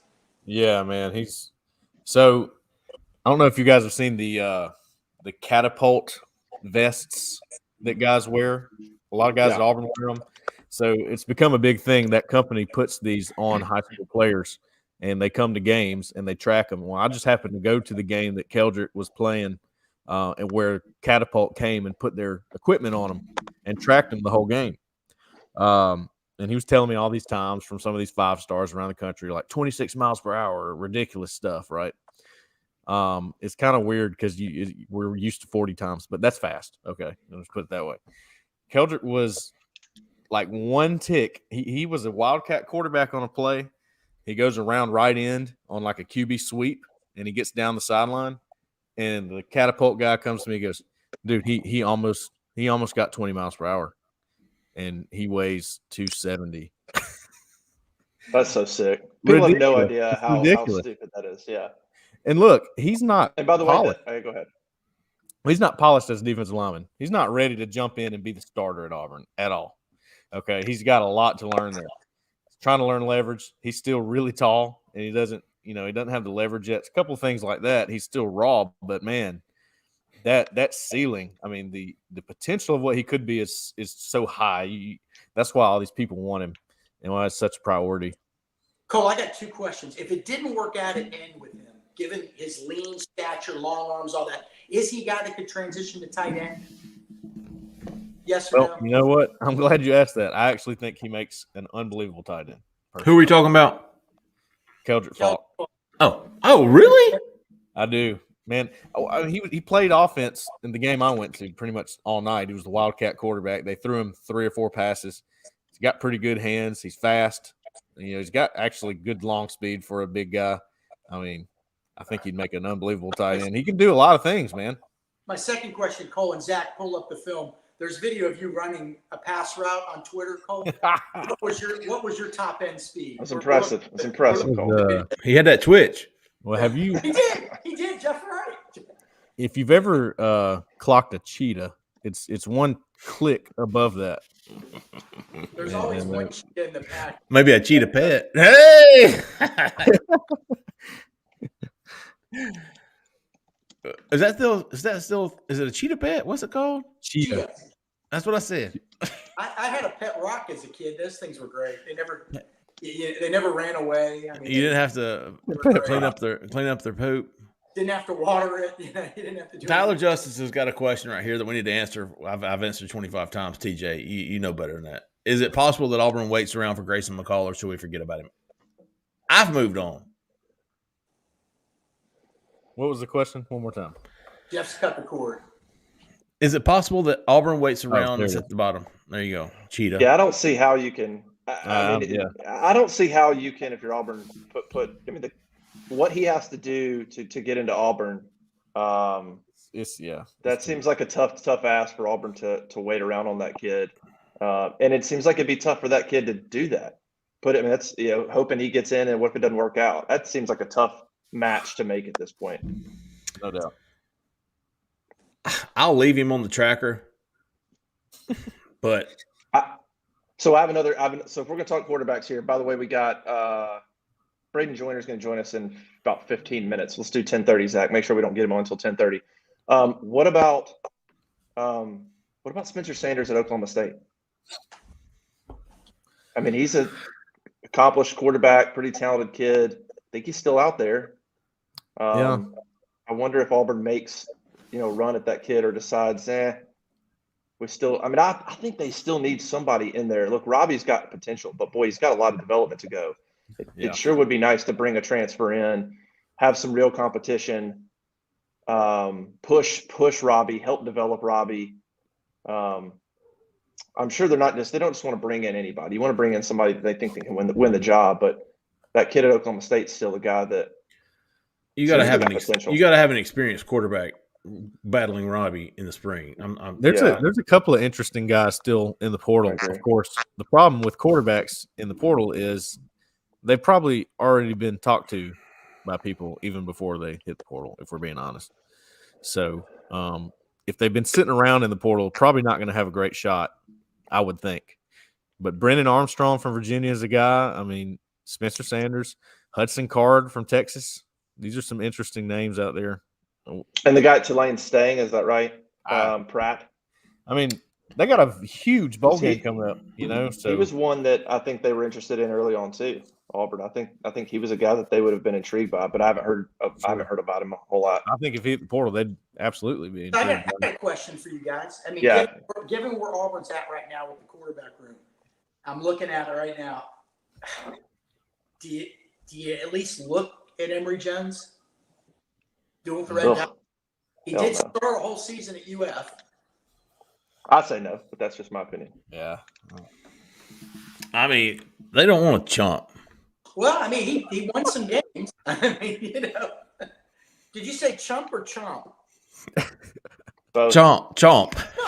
No, just we're throwing out names, and you're saying, okay, the last guy Hugh Freeze and Ken Austin had that really turned out well was a dual threat guy that hadn't done much at the school before. So Emory Jones is a dual threat guy that actually has done some good things, almost beat Alabama. He's just been incredibly inconsistent. But I think you can make an argument that he's done more than in some respects. That he's certainly proven to be more of a passer than Robbie Ashford. The question would be, would you just be bringing in the same guy? That's kind of how I view it. Like I would say, that's probably how I view it a little bit, Keith. Like a little bit of similarity between them. I don't know how that benefits. Like I would want to bring somebody in that's got experience and that's a little bit different than Robbie, that maybe can push him, obviously for the job, but from an accuracy standpoint, I would want a little bit different player than Robbie. And the other thing is, this is simply my take. It's simply my opinion, and whether it's part of the thought process or not, I have no idea. But I also want to make sure if I believe Robbie has the potential, right? Like, so Keith, we've talked about, and I think behind the scenes, I think they like the ceiling of Robbie Ashford with the right coaching. How much do you play in bringing somebody in that can push him, but not bringing in somebody in that's so like him that he gets frustrated or whatever it might be? You want to win games. But does that make sense? I mean, Robbie's a super competitive guy, a highly emotional guy. He's clearly bought into Hugh Freeze. I just think it's important, maybe the guy they bring in potentially, and making sure it fits with the locker room, make sure it fits with Robbie's MO, and where Robbie's at. So I don't know. So that's kind of my take on Emory Jones. I think he's so similar to Robbie. I wouldn't be. I would want to bring in somebody that's a little bit different than him. You also get to a point, Justin, this, there's an inflection point. Okay, early on you can be picky. Hey, these are our top guys. And then after a while, I can't get this guy to visit because of, the stuff Jeff's mentioned. The other guy picks another school. This guy goes here, that guy goes there. You wonder at what point, I don't know, I'm doing the chart right. At what point do they meet where you would have to bring in somebody like that? Again, at some point they got to bring in somebody. Is it May? Yeah. Okay, Emory Jones, or is it before then? Do you wait after spring practice for a quarterback? No. Yeah, and that's a double-edged sword to me because one, I think Robbie needs to be pushed. But I was talking to somebody yesterday inside the Auburn program. I said, look, would it be the worst thing in the world if, let's just say McCall got here in June or July, if they wanted to? Would it be the worst thing in the world if Ashford got more of those reps in the spring? No, it wouldn't. I mean, there's a risk because we don't know how he'll develop, but there's an upside too, potentially, to having him be the guy in the spring and getting a lot more reps. And then whoever you bring in, maybe he gets here in the summer.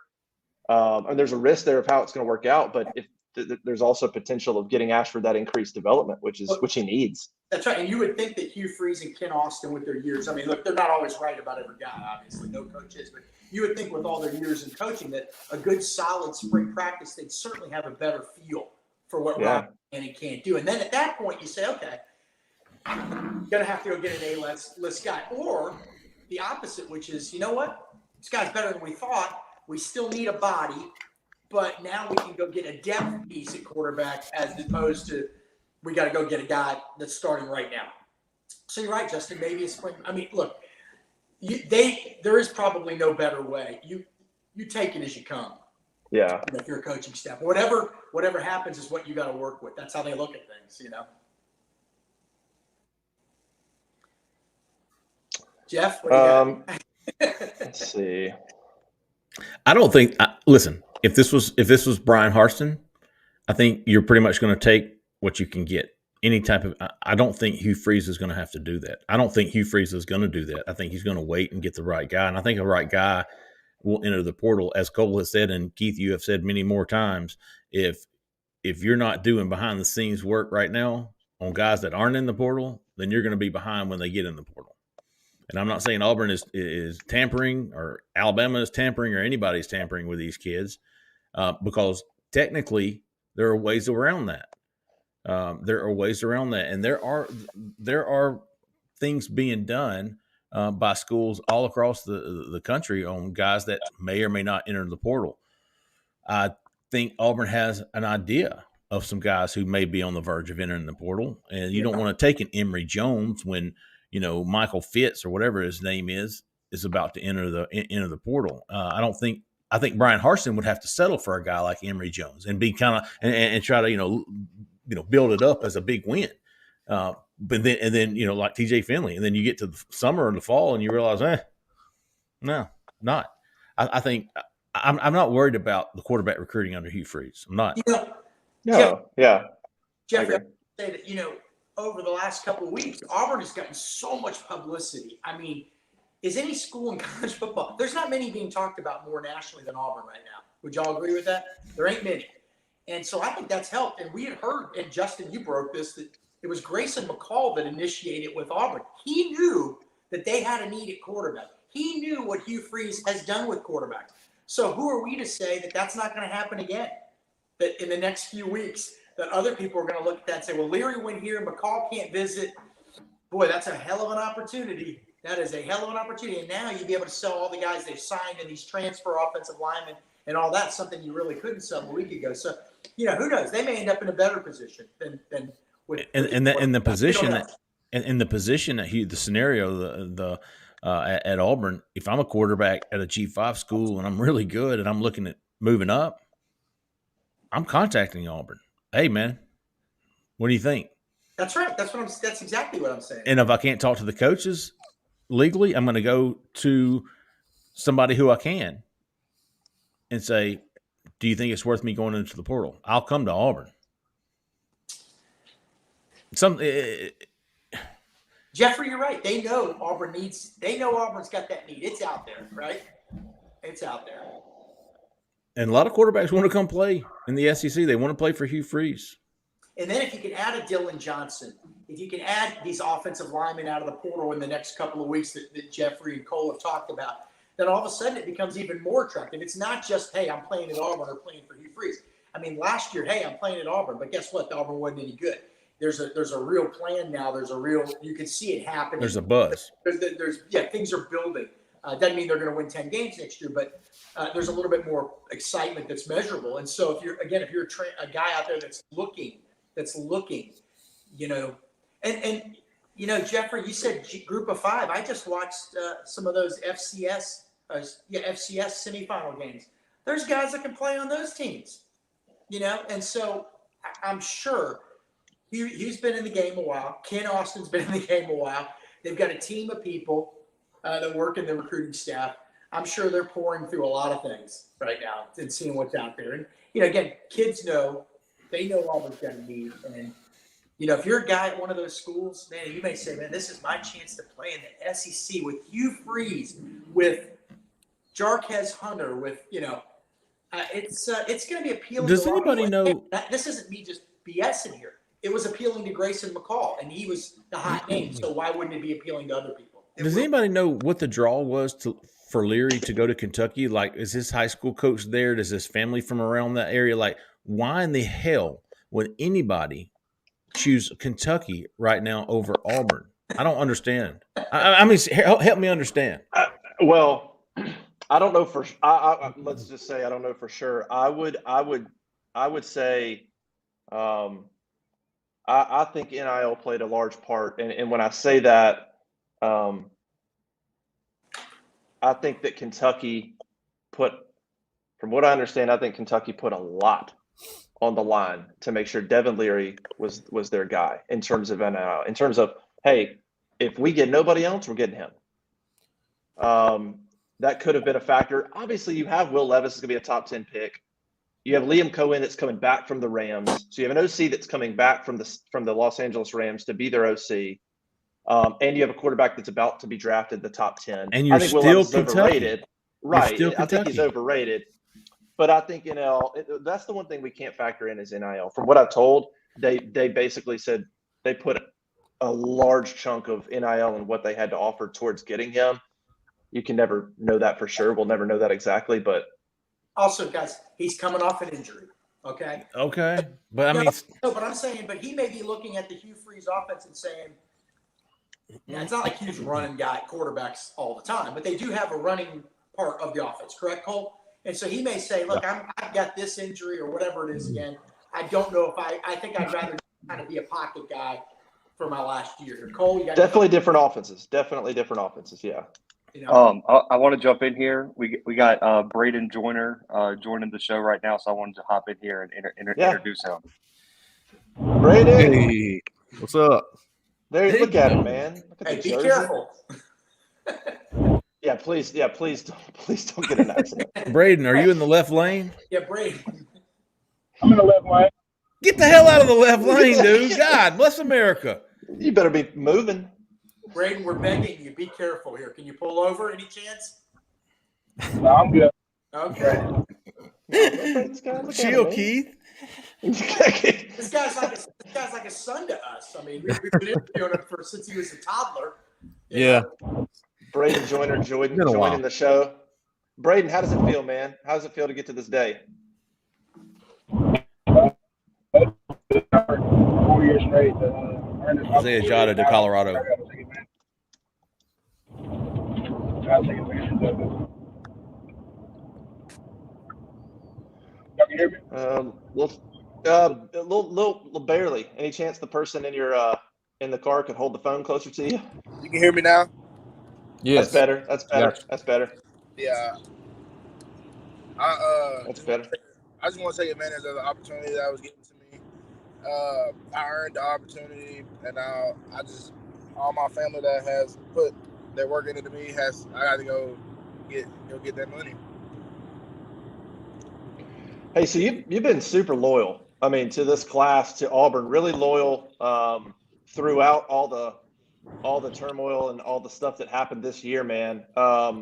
Why? I guess why did you have that connection to Auburn to be so loyal throughout?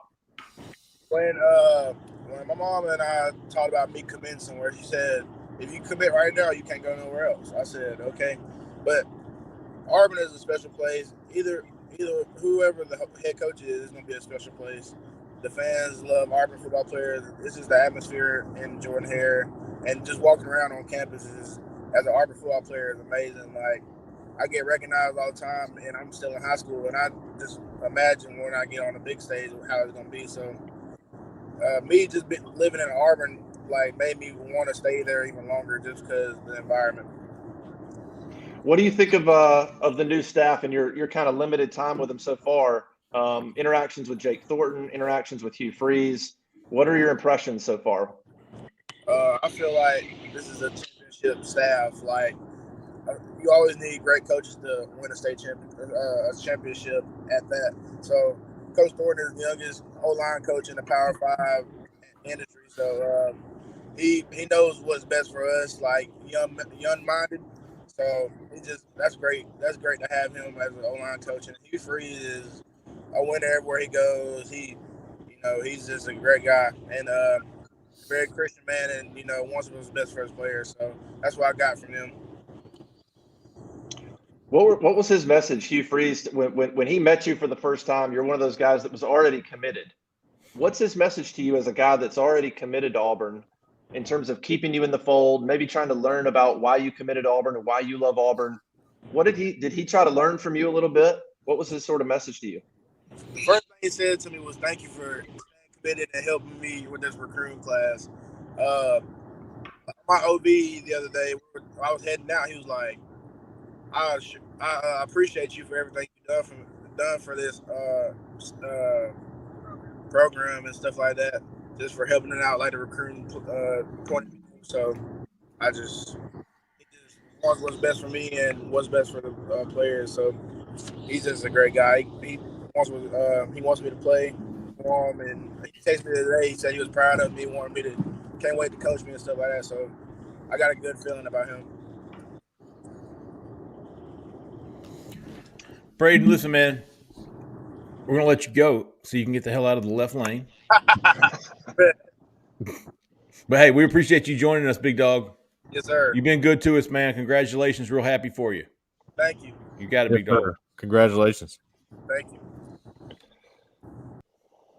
Braden Joyner, loyal guy to this class. That's interesting. I did the math. Conversations with you.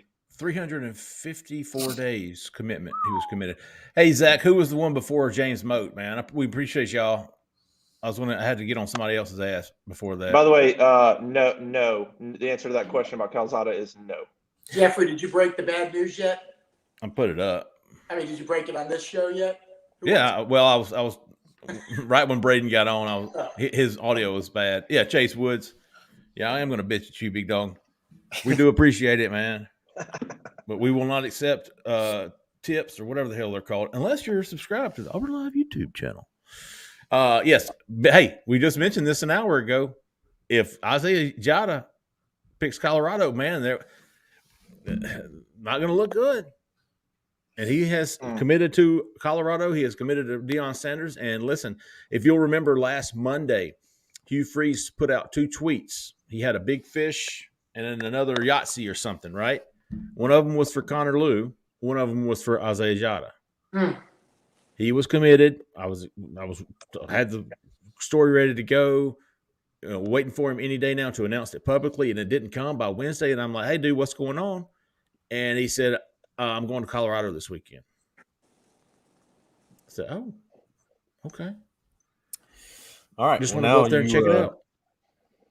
You're going to need some wins this afternoon, no doubt. He's going to need some wins. Jeffrey and I need some wins.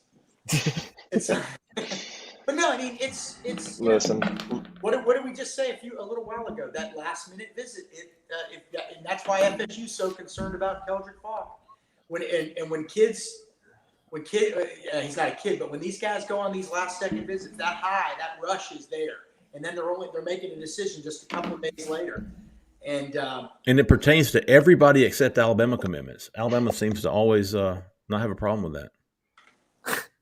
They're the only school. They're the only school that doesn't have problems with that. Hey, that's the difference between elite and the rest.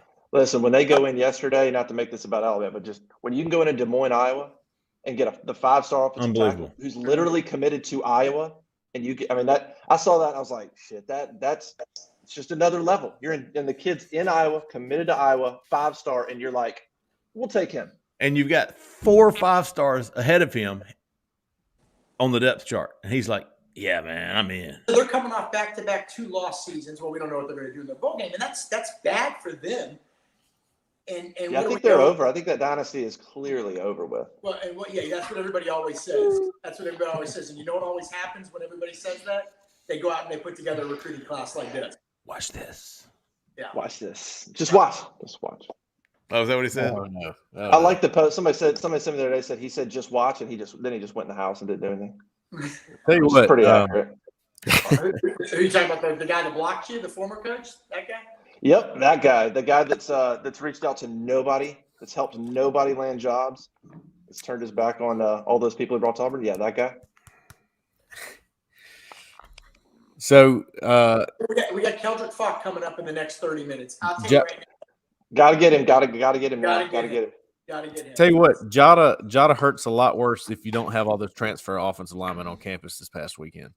That softens the blow just a touch.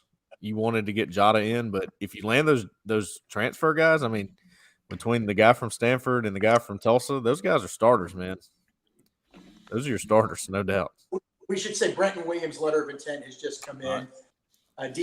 Defensive end edge from Opelika. That's a guy that we have all thought is one of the more underrated players in the entire class. Big dude from Opelika. I like that. You know what? Here's the thing with Jhead, Cole. I think Dylan Wade is your starting left tackle next year. I think Xavier Miller is your starting right tackle next year. Sure. And I was thinking Jhead is going to be a backup left tackle. And so, but still, well, it's another big. It's a loss. If y'all are interested, I did write a breakdown on him. So if you want to know what Jhead is all about, No, okay, not anymore, Cole. He's dead to me. I was gonna say he sucked, but I'm just kidding. He's terrible. Look, that's how this day goes, right? Auburn. Look, he wasn't that good anyway. Wasn't that good? It's not a big loss. That's what he doing. A lot of times, we're working our sources. And what's the confidence level coming from a school? That confidence level was much higher on him than it was on a lot of these guys. So that's But Jeffrey said, he hadn't really heard from the kid too much lately. Sometimes that's usually not a good sign. Yeah.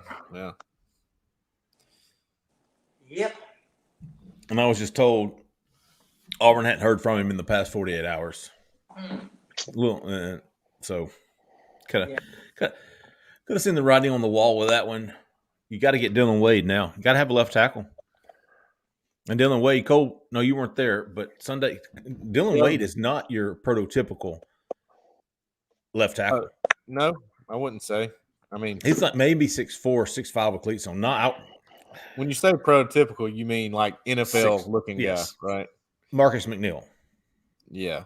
I mean, no, he's not that guy. But he's a fantastic player. I mean, he's about 6'4", I'd say. Probably 285, 290. But quickness, I mean, out in space, pass blocker, translates. I mean, it translates to the NFL for him. That's why he's got every offer in the world, just about. Yeah, that's a good point. And, man, you need him at left tackle. You've got Xavier Miller at right tackle. You've hopefully getting Ben Scott in the middle. You've got Connor Lew coming up there in the middle. He's kind of your center of the future. And I'm trying to think tackle-wise, Cole. Oh, Amari Kite would be Amari Kite would be one of the three in play to play one of the two, right? You've got him and Dylan Wade, Amari Kite, Xavier Miller. And listen, Cole, you weren't head over heels about either one of Xavier Miller or Isaiah Jhead, right? No. Like one did one thing really well, the other did the other thing really well, and they both had their deficiencies. I'm not saying either one of them are like an instant all SEC guy. I don't think either one of them were. I think Jhead was the better run blocker as a tackle, and I think Miller could be the better pass blocker because I like his feet. I think his feet are pretty good. So depends on how you look at it. Depends on what you want. Depends on what the staff wants, right? Yeah. You know what? I deserve that. It's karma because when Deron Reed stuck with Auburn after getting that Colorado offer, I made the tweet of Auburn's not hard to find. Taking a little jab at Dion. And hey, can I ask you guys? Let me a little bit of real time conversation here. Hank Brown, we're going to have him on the show. Falk announces at 11, correct? Yes. Yes, sir. Do we want to try to get Hank on Jhead about 10:55, or do we want to just do it? I don't want to get him on and then rush it and then have Falk announce, or do we need to push him back to try to get him on after Falk? I don't want to have a kid on and then Falk announce. Is he ready right now? Yeah. Does anybody need to leave, Jeff? He said 10:55, and I know Falk's at 11, and so could you want to just do it and if Falk announces? Y'all, you get him on there, and Keith and I will handle the Falk. Okay. Yeah, we'll keep rolling. And then we'll push Hood till 11:15, 11:30. We'll push Hood till 11:30. But yeah, I want to get Hank on. I think he'd be interesting. All right. But a little bit of real time. Just need to figure that out. So Zach, if you're listening, go ahead and send Hank Brown a link, and we'll get him on. Just go ahead and send it to him. If he can hop on early, cool. What we do here, man, you get to peek behind the curtain over here at Auburn Live. See how things go. Yeah, then we'll do Falk, and then we'll get Hood on after. Yeah, and I think there's Jhead. Yeah, figured I'd join. I'm bringing the good news for Falk so that Keith can stop worrying over there, man. Okay. What's the good news? What is it? I feel like it's going to be a nice frozen 11 a.m. there, Justin. I think we're going to get a nice announcement from Falk here pretty quickly. That's nice. Better to have that at now on the back end of kind of some misses than have Falk at 9 and then some misses. I like it. Like we also got Brady bring this thing back almost at the same time. So right. So hopefully we'll get, we'll turn 2 and get a little good news here. Nice little bump. Well, we'll Keith, see. There's still possible. Jhead, you might have to carry the show for about. Keith, you get Braden. I'll get Keldrick. I'm gonna head to my workspace now. Yeah. Start working on Braden. I'm gonna sign out here. You get him. I'll get Keldrick. Well, Justin, it's down to just me and you now, huh? What's up, man? What are you doing? Hunting? Is that your backyard? Yeah, it's my backyard. What's back there, Jhead? Is that public land? No, unfortunately not, brother. But I'm gonna get you in a stand here for too much longer. We got some land over in Wetumpka. We'll get you down. That's Be for quiet. Wetumpka. Sure. Oh, Shacker. Yeah, Mr. Jhead, welcome to the show. I hear you, Shacker. Jhead. Hey, Jhead. So one of the things we talked about earlier was just kind of perspective. I want to know yours on balancing missing kids that you want to get, balancing expectations for Auburn, which is get good players. I don't. There's a part of that I don't care. You got good facilities, you got all this stuff, but you have a new staff too. So how do you balance perspective on not being too harsh on misses at this point, judging them fairly? I think looking at how they're doing fairly, which is what matters to me anyway. Absolutely. So I put a post up a couple of days ago saying that Auburn was going to do some big game hunting here at the very end, and I believe that to be true. And the names that I listed were Kyan Lee, Falk, Tony Mitchell, unfortunately, and a handful of other the two kids out of Carver, which we both knew were going to Alabama. Recruiting, specifically high school recruiting, is a 24-month situation. Okay, those relationships were cultivated long before Hugh Freeze was on staff. Unfortunately for Auburn, and some of that is extremely hard to overcome, specifically when NIL is equal. And to the best of my understanding, NIL was equal in all of these situations. So the kid's going to default back to the relationship. But landing two out of that big game hunting group, which was kind of my goal of what I thought was realistic, we're on pace to do. If you get Keldrick Falk and you land Kyan Lee, those are two really quality players. But how this class was always going to be shaped was how did we do in the transfer portal? And to this point, in filling needs, we seem to be doing that. We've gone offensive line heavy so far with some of the guys that we've brought in. Positive reviews so far. None of those have capitalized in a commitment just yet, but we think those are coming. Specifically with is it Ben Scott Cole out of Arizona State? Ben Scott, feel pretty good about him. Ben Scott feel good there. Probably feel pretty good about Amari Kite out of Thompson, Alabama, originally transferring from Alabama. The young man from Tulsa, I think we feel there. That's down to a USC Auburn battle with us having his former head coach. They have his former position coach at USC. So it'll be interesting to see how that one shakes out. But realistically, when we walked into this talent acquisition season, I think there were three positions that were outlined in places that we needed to improve. That was on the defensive line, the offensive line, and at quarterback. I think if you land a guy, and I heard you guys mention his name before, he, depending on who else enters, but if you land a guy like Spencer Sanders, who's a one-year player, they can battle with Robbie. Both of those guys are fits for what Hugh Freeze wants to do. You land one of those guys, you improve your offensive line, your defensive line, you've probably raised the floor on what Auburn's capable of next year. I mean, we all know, everybody sitting on this show, that what was left rolling into this next year was not a lot. So to be able to improve the floor, go ahead, Cole. Keon Jenkins, quarterback. Yeah, I was going to mention going to FIU. Understood. Not a big deal. That's a preferred walk-on. You kind of saw the writing on the wall there. And good athlete. You thought when they grabbed, Hank, who's going to join us here soon, that could happen. So that's where he was originally committed. Going to stay with them. And good for him. Look, I like Keon Jenkins. I think he's a great kid. I think he's a leader, but he's a group of 5 player. Okay. Let's be completely honest about that. And that's not me taking a shot at him. I'm not a group of 5 player. Hell, I wasn't an FCS player. Okay. Me neither. So he's an exceptional athlete. Unfortunately, I don't think he's the quality of what's going to improve the room at Auburn per se. Right. As a walk-on, yes. As a scholarship player, no. Right. Good player, though. He'll be successful there, I think. I agree. And I hope that he is. McIntyre definitely just got a I don't think Auburn's recruiting ranking is going to change with Jenkins leaving the class. It pretty much will have no effect on where they rank and where they stand up.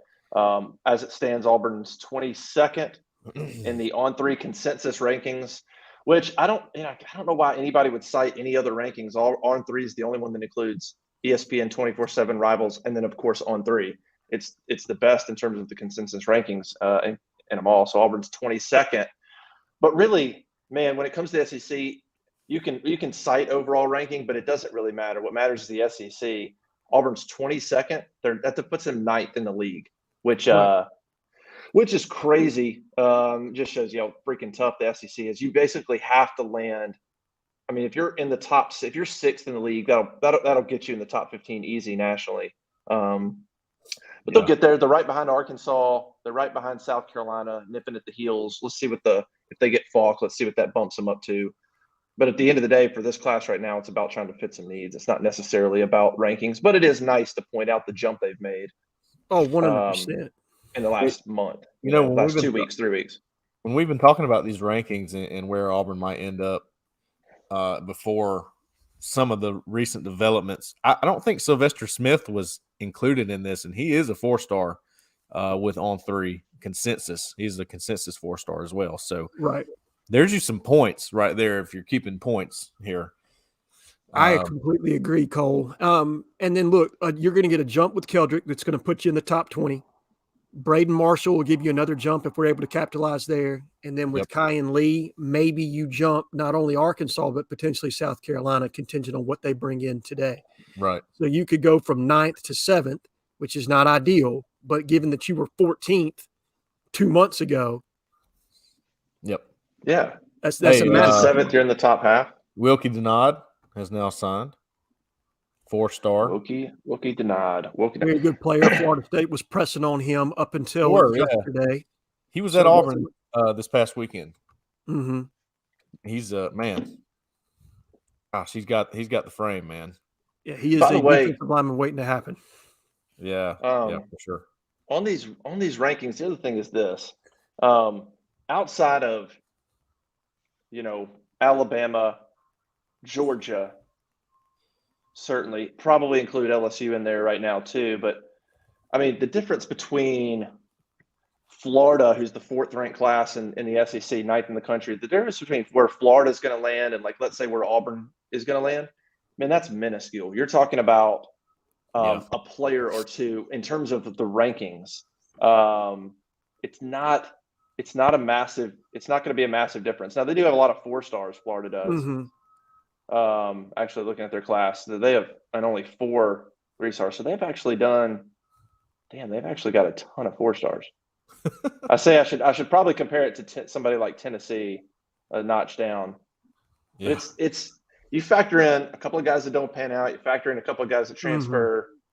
Mm-hmm. It's not major differences. Where it's a difference is if it happens this year, next year, the next year. That's when it's a problem. It's not. It's one class is one class for this. It's in 3 years. If we look up and Hugh is 7th in the SEC for 3 straight years, then it's an issue. That's a problem. Yeah, that's a problem. This is a transitional class. It is a transitional class, which are always difficult to put together because you're coming in last second, competing against guys that have had relationships for 24 months, typically speaking. I know a lot about that. Go ahead. Yeah. And it's a mixed bag because sometimes you're getting late evals. So the question to me is, some of these 3-star guys that we took, the J.C. Harts, potentially the Braden Marshalls, a handful of other guys, how good are those? A guy like Connor Liu, who's a 4-star, I think, on 24/7, but he's a 3-star with On3. Cole and I have both watched this kid from the very beginning, and we both think he's the top-rated center in the entire country, or one of the top-rated centers in the entire country. So to me, does he play like a 4 or a 5-star? We really don't know just yet. How this class plays itself out in 2 or 3 years down the line will really dictate how successful this class was, being that it's a transitional situation. So it's tough to gauge, but to me, the biggest deal is the transfer portal. How do we do there? Because that is a much more even and level playing field. If we can hit on our deficiencies in the transfer portal to get some impact players there, this should be a win for Auburn 100%. Yeah. So we're waiting on just to catch people up. We'll get Hank Brown will be on the show here in just a couple of minutes. Quarterback signee that was originally committed to Liberty. Of course, we're waiting on the Keldrick Fault decision. He's supposed to announce around 11. That is one that Auburn, for a lot of reasons, it would be huge. It's a big need, and then obviously you miss out on a couple of guys early in signing day. So just from a perception standpoint, get people excited. It'll be a big one to get things back on the right track. And so we wait that one 11. Of course, Braden Marshall as well. Yeah, me and Jhead talked a lot about Braden Marshall. That guy, man, he reminds me a little bit of Ladarius Tennyson when he was coming in, and Tennyson didn't have huge impact at Auburn, but you see he was really good for Ole Miss this year. So just that real springy, athletic guy that can jump through the roof, knock your head off when he hits you. You got to be careful about targeting, of course, but that's what he's all about. Him and Sylvester Smith, man, you're gonna be scared to catch a pass over over that secondary there. I don't disagree. Yes.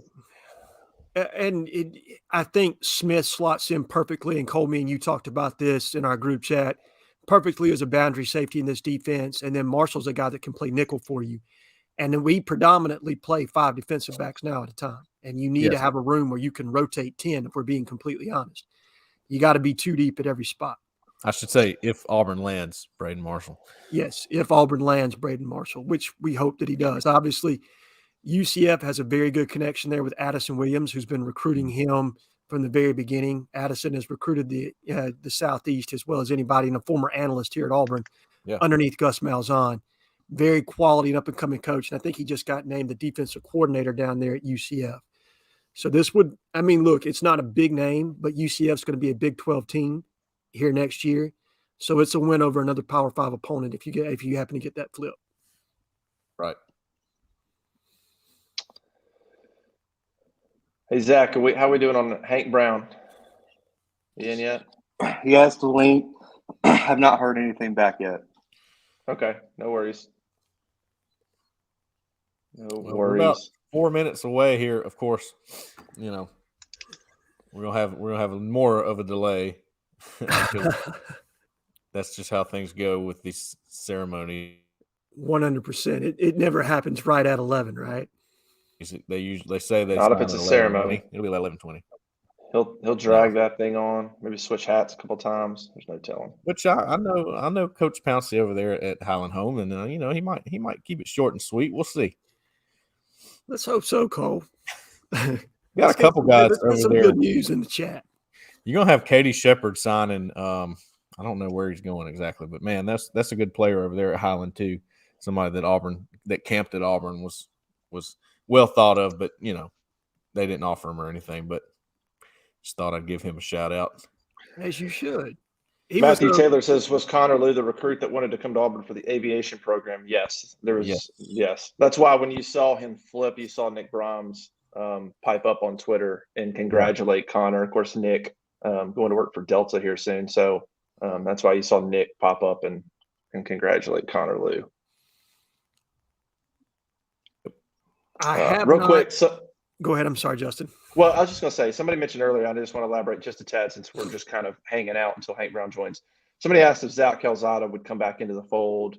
No. The answer to that is no. That was I would say, unfortunately for Zach, more of a parting ways on Auburn's side. I think he would have loved to have had the opportunity to compete. I don't think he thought he was going to get that opportunity. And Zach's already visiting other places. And so that ship has sailed. He'll end up somewhere else. We'll see where it goes. I know he's interested in Buffalo, La Tech, Liberty, Coastal Carolina, actually, and some others. But yeah, he's not going to be a guy that comes back into the. I couldn't imagine, but apparently he visited Buffalo last week, and I'm like, good Lord. Can you imagine visiting Buffalo in December? Screw that. For a kid from Georgia? No. I'd get off the plane and be like, yep, so this isn't going to work out, guys. I'm going to head on back down south. Yeah. Big time. La Tech. That sounds like a good fit for me. There you go. Yeah. I think that's very possible. Atomic 96. Will we finish in the top 10 or top 5? Well, we kind of hit on this a few minutes ago. Nationally, no. I think that to me, it's SEC. It's where do they finish in the SEC? Could they land in the top 5 in the SEC? It doesn't seem like it. I don't think there's enough juice to get them there. No. I think there's enough juice to get them to 7 in the SEC. Potentially. I agree. It depending on how South Carolina and Arkansas finished today, I think you could quite possibly find yourself in the top 7. And that was kind of my expectation, is that we would find ourselves somewhere around number 16 in the country, top half of the SEC, number 7. more than likely is what I thought was possible today. Now, that was prior to the Tony Mitchell situation, or decision, I should say. But Keldrick Falk and Kyan Lee would definitely give you some points and two impact players in this class that would really help us. Let me hop in here. We got Hank Brown on the show now. Hey, there he is. Hank. How y'all doing? Hank Brown, man, thanks for joining us. I know it's a busy day. It's a crazy day. It's an exciting day for you, man. First of all, congratulations. Thank you. I really appreciate it. Super. Dude, what has the last few days been like? I mean, you go from committed to Liberty, and then Hugh jumps to Auburn, and you get the offer from Auburn, and now you're a signee with Auburn. I mean, just like that. What's it been like? Yeah, it's been crazy. I've just really been relying on the Lord and praying a ton because, that's all I can really do. But it's truly been crazy with Coach Freeze leaving Liberty. That's where I thought I was going. And then my high school coach, obviously, Coach Dilfer, going to UAB was a big change. So it's been really crazy, but I've just relied on the Lord and been praying a ton, and my family's been awesome. Let me ask you this, man, because you're one of the – I'm trying to think. I mean, you know Hugh Freeze better than anybody that's going to be a part of this class. Even the guys that they flipped. I mean, you were committed to Liberty. You know him better than anybody. Why did you commit to him in the first place? What do you like about Hugh Freeze? What do Auburn fans need to know? What do other prospects that are thinking about Auburn need to know about him that we don't? I mean, what are the attributes? Why did you trust him the way you did? I'll start with he's obviously a great coach, but the biggest thing about him is he's a great person as well, and he's a culture builder. For me, he's obviously also a big offensive-minded guy, which is awesome at being a quarterback. Playing for him, but he's also a very super authentic guy, and he'll shoot you straight and tell you what you need to know, and always want what's best for his players. And that obviously showed at Liberty, and when he left Liberty, everything kind of broke down, and you could tell that the culture that he built, led that team, and when the news broke, you could tell that it went away, and that's why their team kind of shut down. So, I think he's going to change Auburn in such a significant way, in that he's going to build an amazing culture. And obviously he's a great coach, but also a great person. That's the biggest thing for me. Hank, I got a question for you, man. I saw Trent Dilfer, your former head coach, speak with Kurt Warner at a little event, and man, he was awesome. Were you there that night? I'm curious. It was in Montgomery. Yes, sir. I was there. He introduced you to everybody? Yeah. Okay. That's what I thought. Well, Yep. look, man, can you tell us a little bit about the offensive system that you're going into, how you fit with it, maybe what you learned from Coach Dilfer about playing quarterback? So the offensive system at Auburn, obviously they're working on that right now, but they're going to put a combination of what they were doing at Liberty along with some other stuff that Montgomery's done in the past. And so I'm really excited to see how good that's going to be. And then obviously having Coach Dilfer as a coach has been really special, the biggest blessing. I mean, he's obviously a QB guru, and he's taught me almost everything I know as far as, reading defenses, my mechanics, mentally, everything, It's just been such a blessing, just being able to be with him and see how he does everything was just a huge blessing to me, and it's helped me a ton to get where I am now. Okay, Hank, I guess it's my turn in the rotation to ask you a question, my man. So most of this recruiting process, I'd say you've probably been a little under the radar, right? You weren't a big camp guy. You did have some Power 5 offers and interest. So for the Auburn family that's watching this today, talk to us about what kind of quarterback they're getting. What's your best attribute? What are you going to bring to the Plains this next year?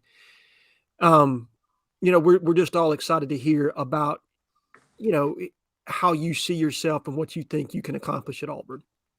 Yeah. I'm a pro-style quarterback, for those of you who don't know. And I think my best attributes are definitely my pocket presence, my vision, and my accuracy. And I think that with Coach Freeze and Coach Montgomery, along with Coach Austin, I think that's I'm a quarterback that, Auburn is needing right now. And I think I'm going to fit very well in their offense. And so I'm super excited to be able to work with them and develop with them. And then also just obviously being with Coach Silfer has helped me a ton. So I'm super excited to join Auburn's family. But so you got the quarterback coaching down with Trent Dilfer. For That's sure. pretty legit. Mm-hmm. And he raves about you, Hank. Wall, man. Yeah, I read an article in The Athletic the other day where he talked about it. Had you competed at the Elite 11, he thought you would have been a top half quarterback, where he was just extremely high on what you bring from a mental standpoint, from a physical standpoint, specifically with your accuracy. So that's got to be nice to have a guy that's been in the NFL, that's played at the highest level, that gives you that level of compliment. Yeah, for sure. I mean, he's definitely been my favorite football coach that I've ever been coached by. And he's so intentional with everything that he does. It's just, he helped me build my confidence this year. Obviously, this past year was my first year as a varsity quarterback. And he helped me so much. I can't even explain how thankful I am for him and how he's been my coach. And that was so tough having to, not go with him to UAB, but I know that Auburn was the right spot for me. So I'm super excited. Hank, what have your conversations been like with Philip Montgomery so far? We've heard a lot about Hugh Freeze. We've obviously spoken with him, and but we haven't with Philip Montgomery. I mean, he basically is on board and immediately recruiting. What are your conversations like with him? What's it been like to get to know him? And then offensively, we kind of know some things he did at Baylor. We know some things he did at Tulsa. What specifically has he told you in terms of, hey, here's what we're going to do offensively? Here's how we're going to attack people, and here's why I think you're a good fit. Yeah, so so far I've talked to him a bunch, and he's an awesome guy. Just when you get to talk with him, you can just tell how great of a guy he is and how genuine of a person he is. We've got to know each other a little bit more throughout the past few days. And obviously, just based on his track record from where he's been and the quarterbacks that he's coached, is super impressive. And the biggest thing is that, I think one of the biggest things that he's really good at is that he builds the offense around the quarterback, and it doesn't matter what style of quarterback, what strengths or weaknesses a quarterback that is playing for him has. He's able to build the offense around them and figure out what's best for them and for the team. And so I think, he's an awesome guy, and I've got to know him a little bit, but I'm excited to work with him. I'm very excited to work with him. Yeah, you look at your last year, man, 47 touchdowns, 3 picks, and a state title, and you're completing over 70%. I don't care what level of ball. That's really damn impressive. Thank you. I mean, is that what you pride yourself on, accuracy? I mean, what do you think's the best attribute of everything you do? What do you think's number one on your list? I would probably say accuracy. Yeah, I would say accuracy. Close behind it, I would say one of my other big attributes is my mind, just being able to read defenses and anticipating what defenders are going to do and, throwing based off of them. So, yeah, I would say probably accuracy is number one, though. There's, by the way, Braden Marshall to UCF. Just FYI, Auburn, UCF looks like Gus Malzahn just tweeted Braden Marshall to UCF for people that are watching. So what's that? When do you arrive at Auburn? When will you get down here? Do you know? I haven't talked that far yet. I mean, I haven't gotten those conversations yet, but I'm not enrolling early. I'm actually a basketball player, so I'm going to finish out my senior year, and then I'm going to come down and start of the summer is my plan. But I'll figure that out for sure in the next few days. Cole, Jhead, y'all got anything else you want to ask? Absolutely. Hank, can you, other than Auburn and UAB, can you talk to us about some of the other teams that were involved in your recruitment potentially? So Wake Forest was also involved. Vandy was involved. There were some other schools involved, but right off the bat, I knew it was either going to be Auburn or UAB. So I didn't engage in any other talks with other schools because I knew those two were two of the best options for me. So Sure. And besides, I mean, obviously the relationship with Coach Freeze was huge, right? And the relationship with Coach Alston. But when you set foot on Auburn's campus, what was it that stood out to you beyond the relationships? Obviously, the facilities are incredible. The new facility is incredible. And I just love the atmosphere. Obviously, the stadium, but the town is also awesome. And just the traditions that Auburn has and the legacy that they've had, the amount of NFL players that they've produced, just all incredible things. And I can't say enough good things about it. It just felt special when I stepped on campus. All right, Hank. There he is, Hank Brown, newest quarterback signee for Auburn. Can't wait to get him down there, compete, watch these quarterbacks develop under Hugh Freeze and Philip Montgomery and Kent Austin. Hank, man, again, congrats. Big day. I know it's been a crazy few days for you, but heading to Auburn to try to lead that program to an SEC championship, man. Yes, sir. I really appreciate the goal. Hey, y'all. Thanks for having me. You got it, man. Thank you, Hank. Anything you need, just let us know. Hank All right, Brown. guys. Well, catch us up, Cole. Anything we missed? We mentioned Braden Marshall just real quick. Auburn just tweeted out Keldrick Falk to Auburn. Boom. So there you go. They got that was coming. They got the sign graphic up already, guys. Boom. There's your win. Look, You needed that one. Braden Marshall hurts a little bit because they had some confidence on that one. Addison Williams got moved up to secondary coach, correct, Jhead? He got moved up to the defensive coordinator position. The coordinator. There you go. Okay, Yeah, so that was the biggest guy in that recruitment. Yeah, sorry. I'm You're good, Cole. You're good. You're excited about Falk. You should be. I am. I mean, that's where your mind should be at. But no, you head to Montgomery or what? Cole, what you doing? Highland Home? Go chase him down. Where's he at? I can get that. He's probably eating at It Don't Matter Where's he at? in Highland Home. They're not even in class right now. Just drive around town, man. You'll find him. No, he may go over to Luverne and go to the Chicken Shack there, Cole. Oh yeah, okay, you're right. I don't know.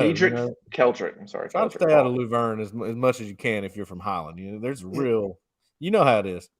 Yeah, brother. That's my neck of the woods. I know exactly what you're talking about. All right, y'all excuse me for just a minute. Yeah, dude, you do your thing, man. Absolutely. Let's see. Keldrick Falk flips from Florida State to Auburn. Kid they thought could, earlier in the year there was talk that they were, Auburn kind of made a push, and then that stalled out. Yep. And then I think all the changes and stuff got him an opportunity to get back in there. Zach Etheridge, the lead recruiter there, which might have been the eyeballs we saw from Zach within the last hour. Probably what that was official confirmation that he probably, my guess is he probably signed and sent his thing in before his actual ceremony, and then announced it, and boom, it's signed, it's done, it's already. Do we still do faxes? What happened to the fax cam? I have no idea, Justin. Are we doing DocuSign now? Isn't that easier or what? God, you would hope so, right? That we've moved to some type of a PDF version of what they're doing. Listen, there's nothing like Cyrus Kwanjo in whatever year that was. I was in Columbus, Georgia, covering Gabe Wright's ceremony that day. I covered Enrique Florence that morning. Then I covered Gabe Wright in Columbus. And I was stopped somewhere in Columbus, and the Cyrus stuff was going down, the drama. He announces for Auburn, literally signs the paper, walks away from the table, and I can't remember if it was his mom, dad, whatever, parents, somebody were like, yeah, no, and literally wouldn't let him. Oh no, send it in, and then it was like 3 days of, it was like the kid was being held hostage, and then 3 days later, he goes to Alabama. I remember that specifically. So it makes me think of if we could just DocuSign this stuff, just send it to the kid for done deal. All right, what you got, Zach? You got Keldrick Falk's profile. Talk me through this. Cole, you busy? Are you right? So Cole is busy, but I can kind of talk. Yeah, you. Jhead. Talk me through what we're looking at. So Keldrick Falk, as listed by the On3 consensus, is the number 90 player in the country, the number 10 player in the state of Alabama, the number 10 edge or 16 edge, and number 12 player in the state of Alabama. Big pickup. I think he's listed as the number 101 player in the entire country, which makes him our second highest rated recruit. Huge flip from Florida State. I mean, you're talking about a guy that had deep relationships with that staff going back 2 years ago. The fact that Coach Freeze was able to come in, flip a guy not only of his caliber, but his character away from a relationship that was as strong with the Florida State. It just speaks volumes. And it was a need, Justin, a massive need on the defensive line, specifically at edge. When you're looking at your only returning player being Dylan Brooks, we just added a big transfer to that room, which is nice. But you got to build towards the future as well. And Keldrick Falk does that. And whether he grows into a full defensive end and moves to the other side, to the strong side, or he stays on the edge, is really irrelevant. You can kind of piecemeal that together as you go class by class if a kid's body progresses in that way. But right now, he gives you immediate depth for next year as somebody that can come in, he can compete, and he could potentially push for playing time. I mean, we'll see what else happens in the transfer market, but adding a guy of his caliber, probably the highest rated recruit other than Tony Mitchell in the state of Alabama that Auburn had a legitimate shot at, and they get him. That's a statement win for us, for sure. That's big, man. It's just gets the juices flowing, man, of recruiting, man. Signing day sort of lost its luster some because of the portal. There's a late signing, whatever, but it's always fun to get a flip on signing day, man. It's what it's all about. That's Absolutely. what it's all about. Especially a big one like this. Now, if you can get Kai and Lee later today, that's two big flips. Both from look, those are blue blood programs in Florida State and Ohio State, programs that have won national championships. You're not flipping them from Western Kentucky. You know what I mean? You're flipping them from the kind of guys that you need to be recruiting against year in and year out and winning battles against. I just wanted to update everyone. Auburn's class officially is top 20 now. We moved up to 19th in the consensus ranking and 8th in the SEC after the flip. There you go, 19th, one spot behind Florida State. There we go. Let's so you look at Florida State. Next up would be Florida State's right ahead of them. TCU's at 17.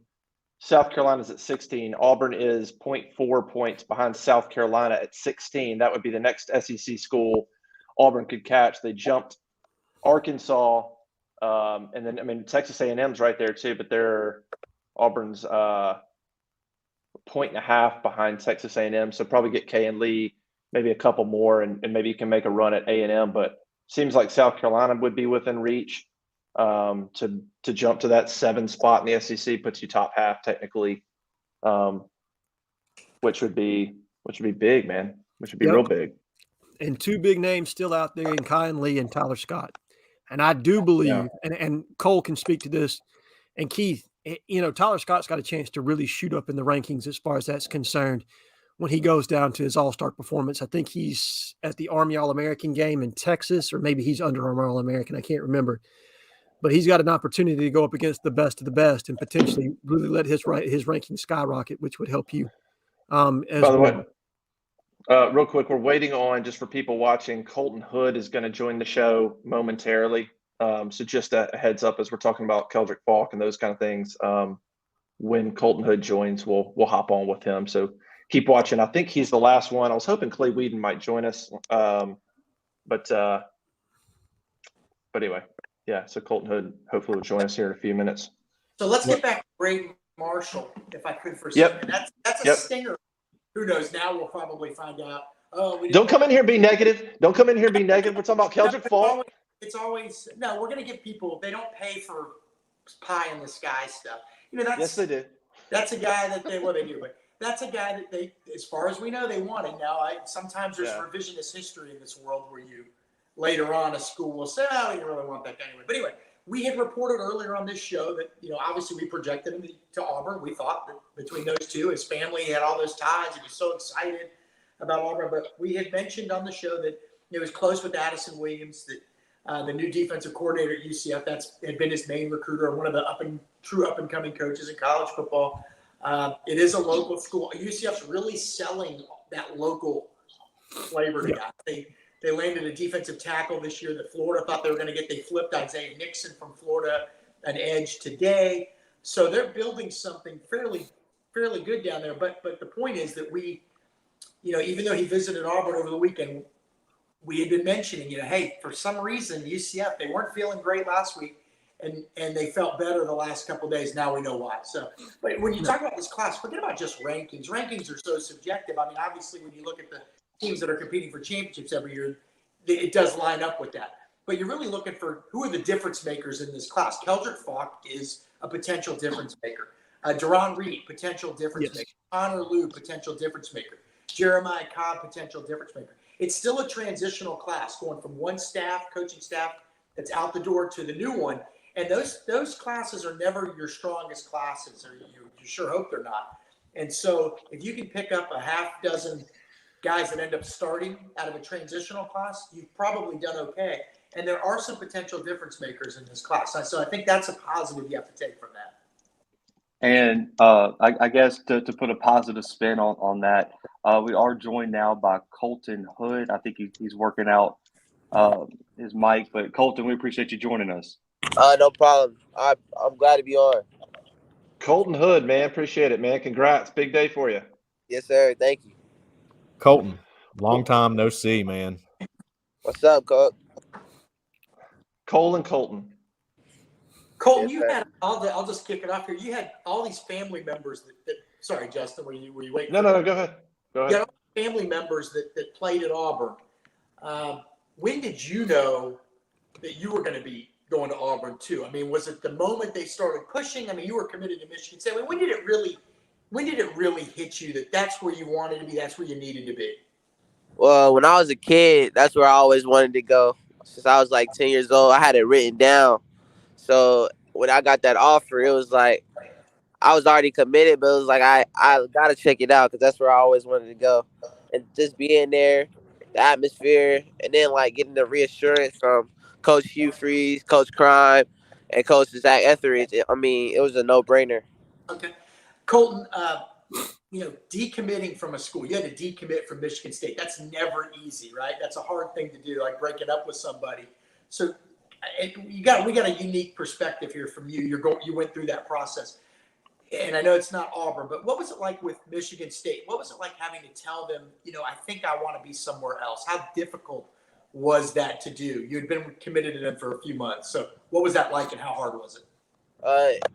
It was pretty hard, I still got love for the coaches up there. They're all great people.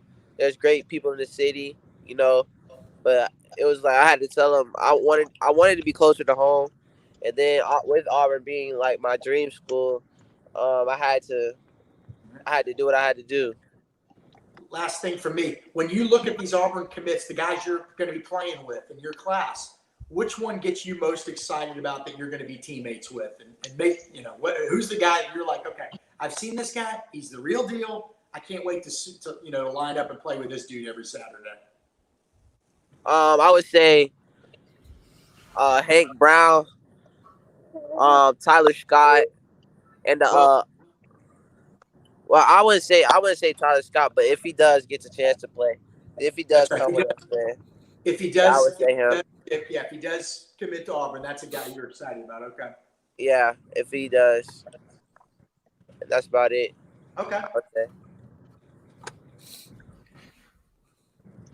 Colton, talk about.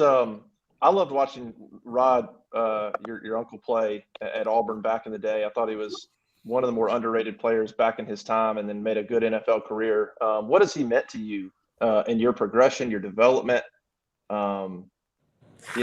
Just becoming the player you are. What have you learned from him? What has he meant to you and your journey?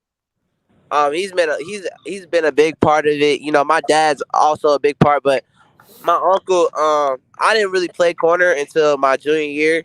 I was always an offensive player.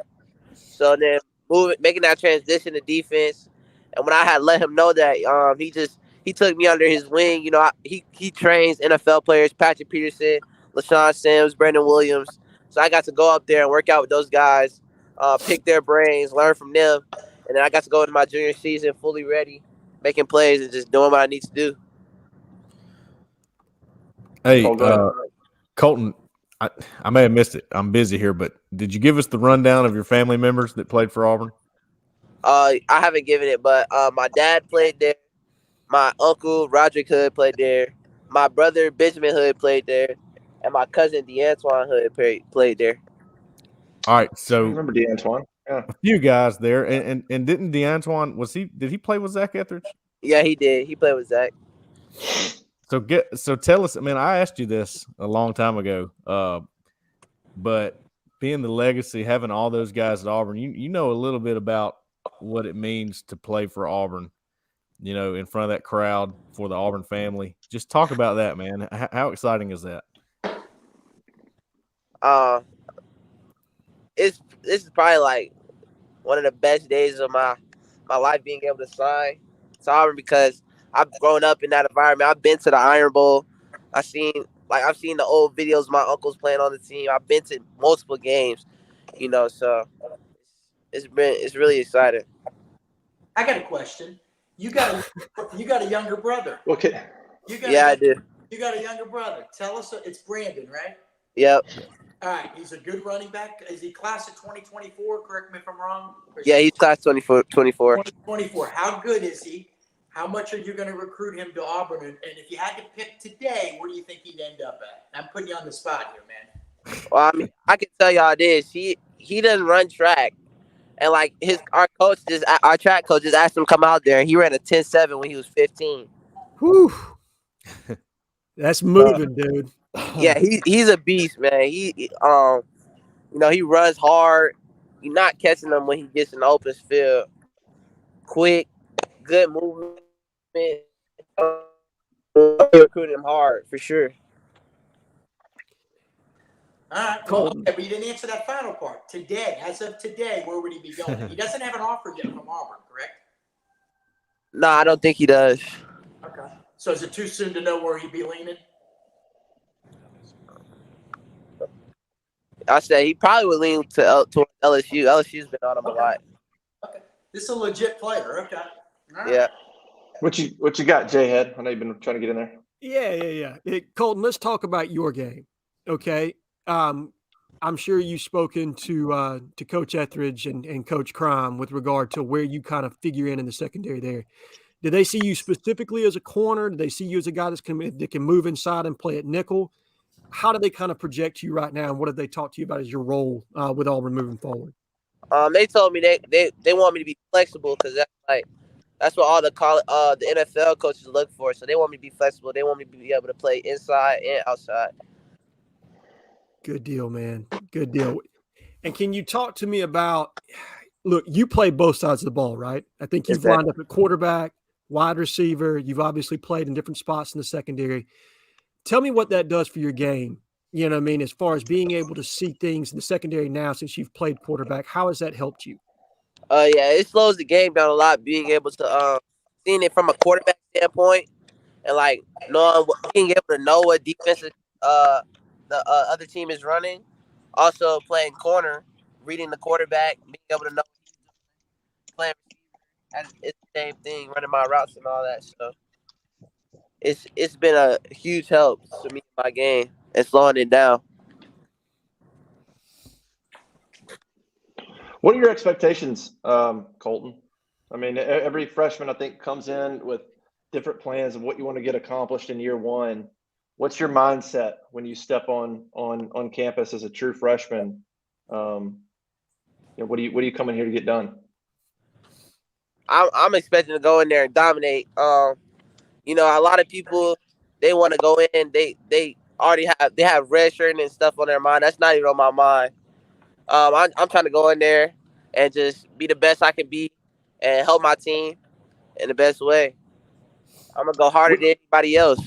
So We talked about the brand of Auburn football with Elijah McAllister earlier. You know it better than anybody because of your pedigree and your family that played at Auburn. What is Auburn football to you when you hear another recruit or you hear a fan or you're a coach say, we need to get back to a certain type of Auburn football? You grew up with it. What does it mean to you? Tough, exciting, never giving up. I mean, Auburn is like, I've seen so many games with just like miracles. They never give up, always fighting. So that's how I see it. Colton, go ahead, Justin. You got one? No. This isn't yeah. this.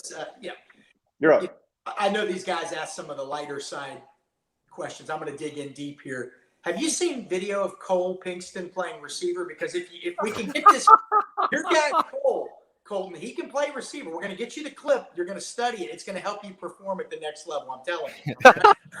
Trust us. I bet. Cole's humble. He's a humble guy, but I'm telling you, as Jeffrey said, he's got some cutting good. But no, seriously, last question. Your teammate DJ Chester was an offensive lineman, committed to LSU, and player Auburn really liked.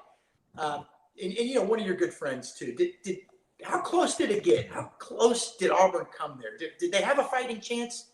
Yeah, it was really close. I talk to him every day. I'm talking about every time I see him at school, I would just tell him, I was like, bro, come on, bro, time to flip, bro, come on, bro. Like me and DJ been together since we were all 6 years old. Like that's one of my best friends, But I mean, hey, we gonna have to go beat him every year now. So. Well, it'll always be, we always talk to guys down the road. It is fun playing against your friends at that next. Like, finding out who they learn, the school they go to, the culture of that school, and all that. It just kind of broadens everybody. But obviously, that's somebody that Auburn really wanted. Last thing, the DB coaches Zach Etheridge and Wesley McGriff. I think you've probably gotten to know Zach better of the two. But what do you think of those two guys and their personalities and how you click with them? Coach, it's literally like light and dark. Like you got Coach Crime, he gives you like the old school side. You got Coach Zach Etheridge, who's younger. He gives you like the new school. It's a perfect mix, especially running from two guys that put people in the NFL. Coach Crime with like Kyer Elam, Sam Shields, and then Coach Zach Etheridge the past 2 years put a couple DBs in the NFL. So I feel like it's a great mix.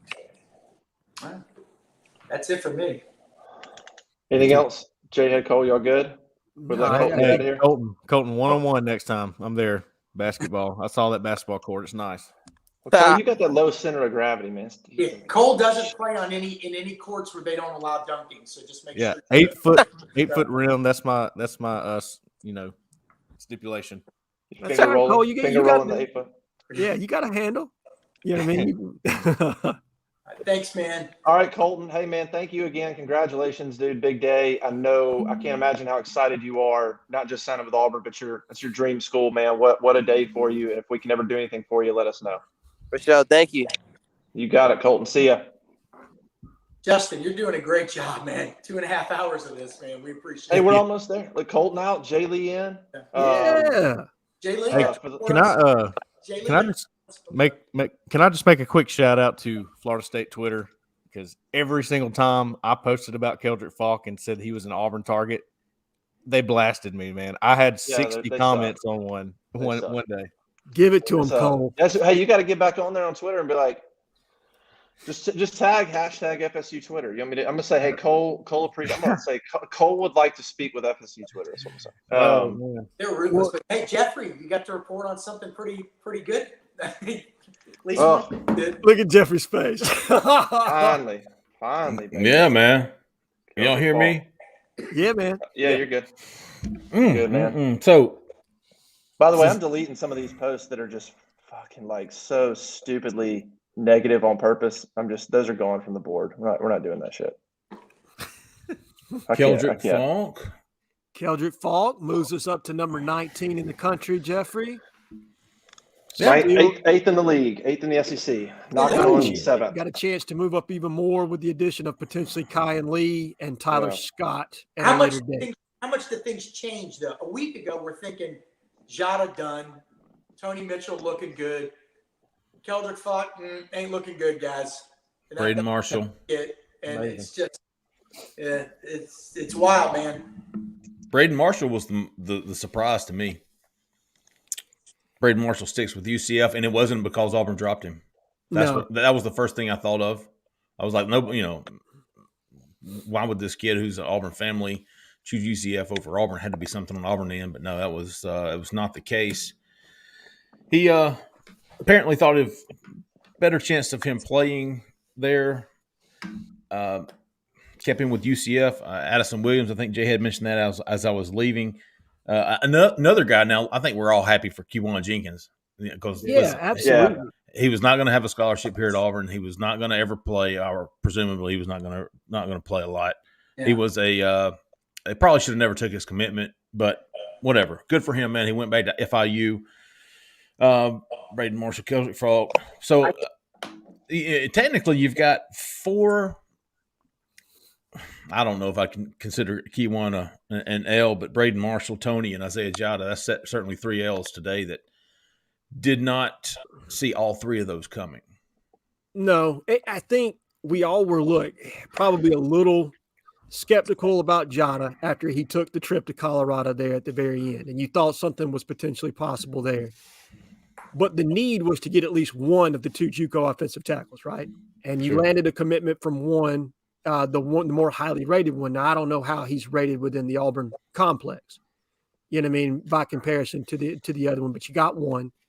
And you've still got 2 transfer tackles that you're in high contention with, and Amari Kite and the young man from Tulsa. So if you land those to go along with Colby Smith, that gives you a 2 deep from the offensive tackle standpoint, which is what we needed to get to make sure that we had adequate depth moving into next year. And that's not all sunshine. Obviously, you would have liked to have landed every one of those guys. But the reality is you needed 3 tackles. You're potentially going to get 3 tackles if these other 2 transfers play themselves out the way we hope that they do. Can I ask you guys a question on Falk? Yes. So he apparently said after his announcement, he said, I always wanted to go to Auburn. Auburn was my first choice. What do you make of that quote compared to, I mean, you guys followed it closer, and I know kids say whatever. I'm just curious. That's what he said. How does that jive with being with Florida State, having opportunities to come to Auburn, and he finally switches? I thought that was an interesting quote considering his journey, I guess. It shows you that you can't read too much into these quotes, man. You read Keldrick Fault's story Sunday night from the FSU 24/7 site, and he was all in with Florida State. I went to Auburn. I just wanted to check it out. I'm done deal. The next morning, he gives an On3 interview to the War Chant, and he's like, or maybe it was reversed. One of them was, I'm done. I'm with Florida State. The other one was, my mom really likes it here, and we're going to talk about it and make a final decision Tuesday night. I got a pinch of snuff on my lip. So and then he comes up, today, and it's, it was always Auburn is where I wanted to be. And well, look, I mean, he's one of those guys that you go, I mean, it would be strange if he didn't end up at Auburn, just coming from where he's coming from and how he fit with everything. And it didn't matter what staff it was. It's just an Auburn fit. Okay. There's just guys like that out there.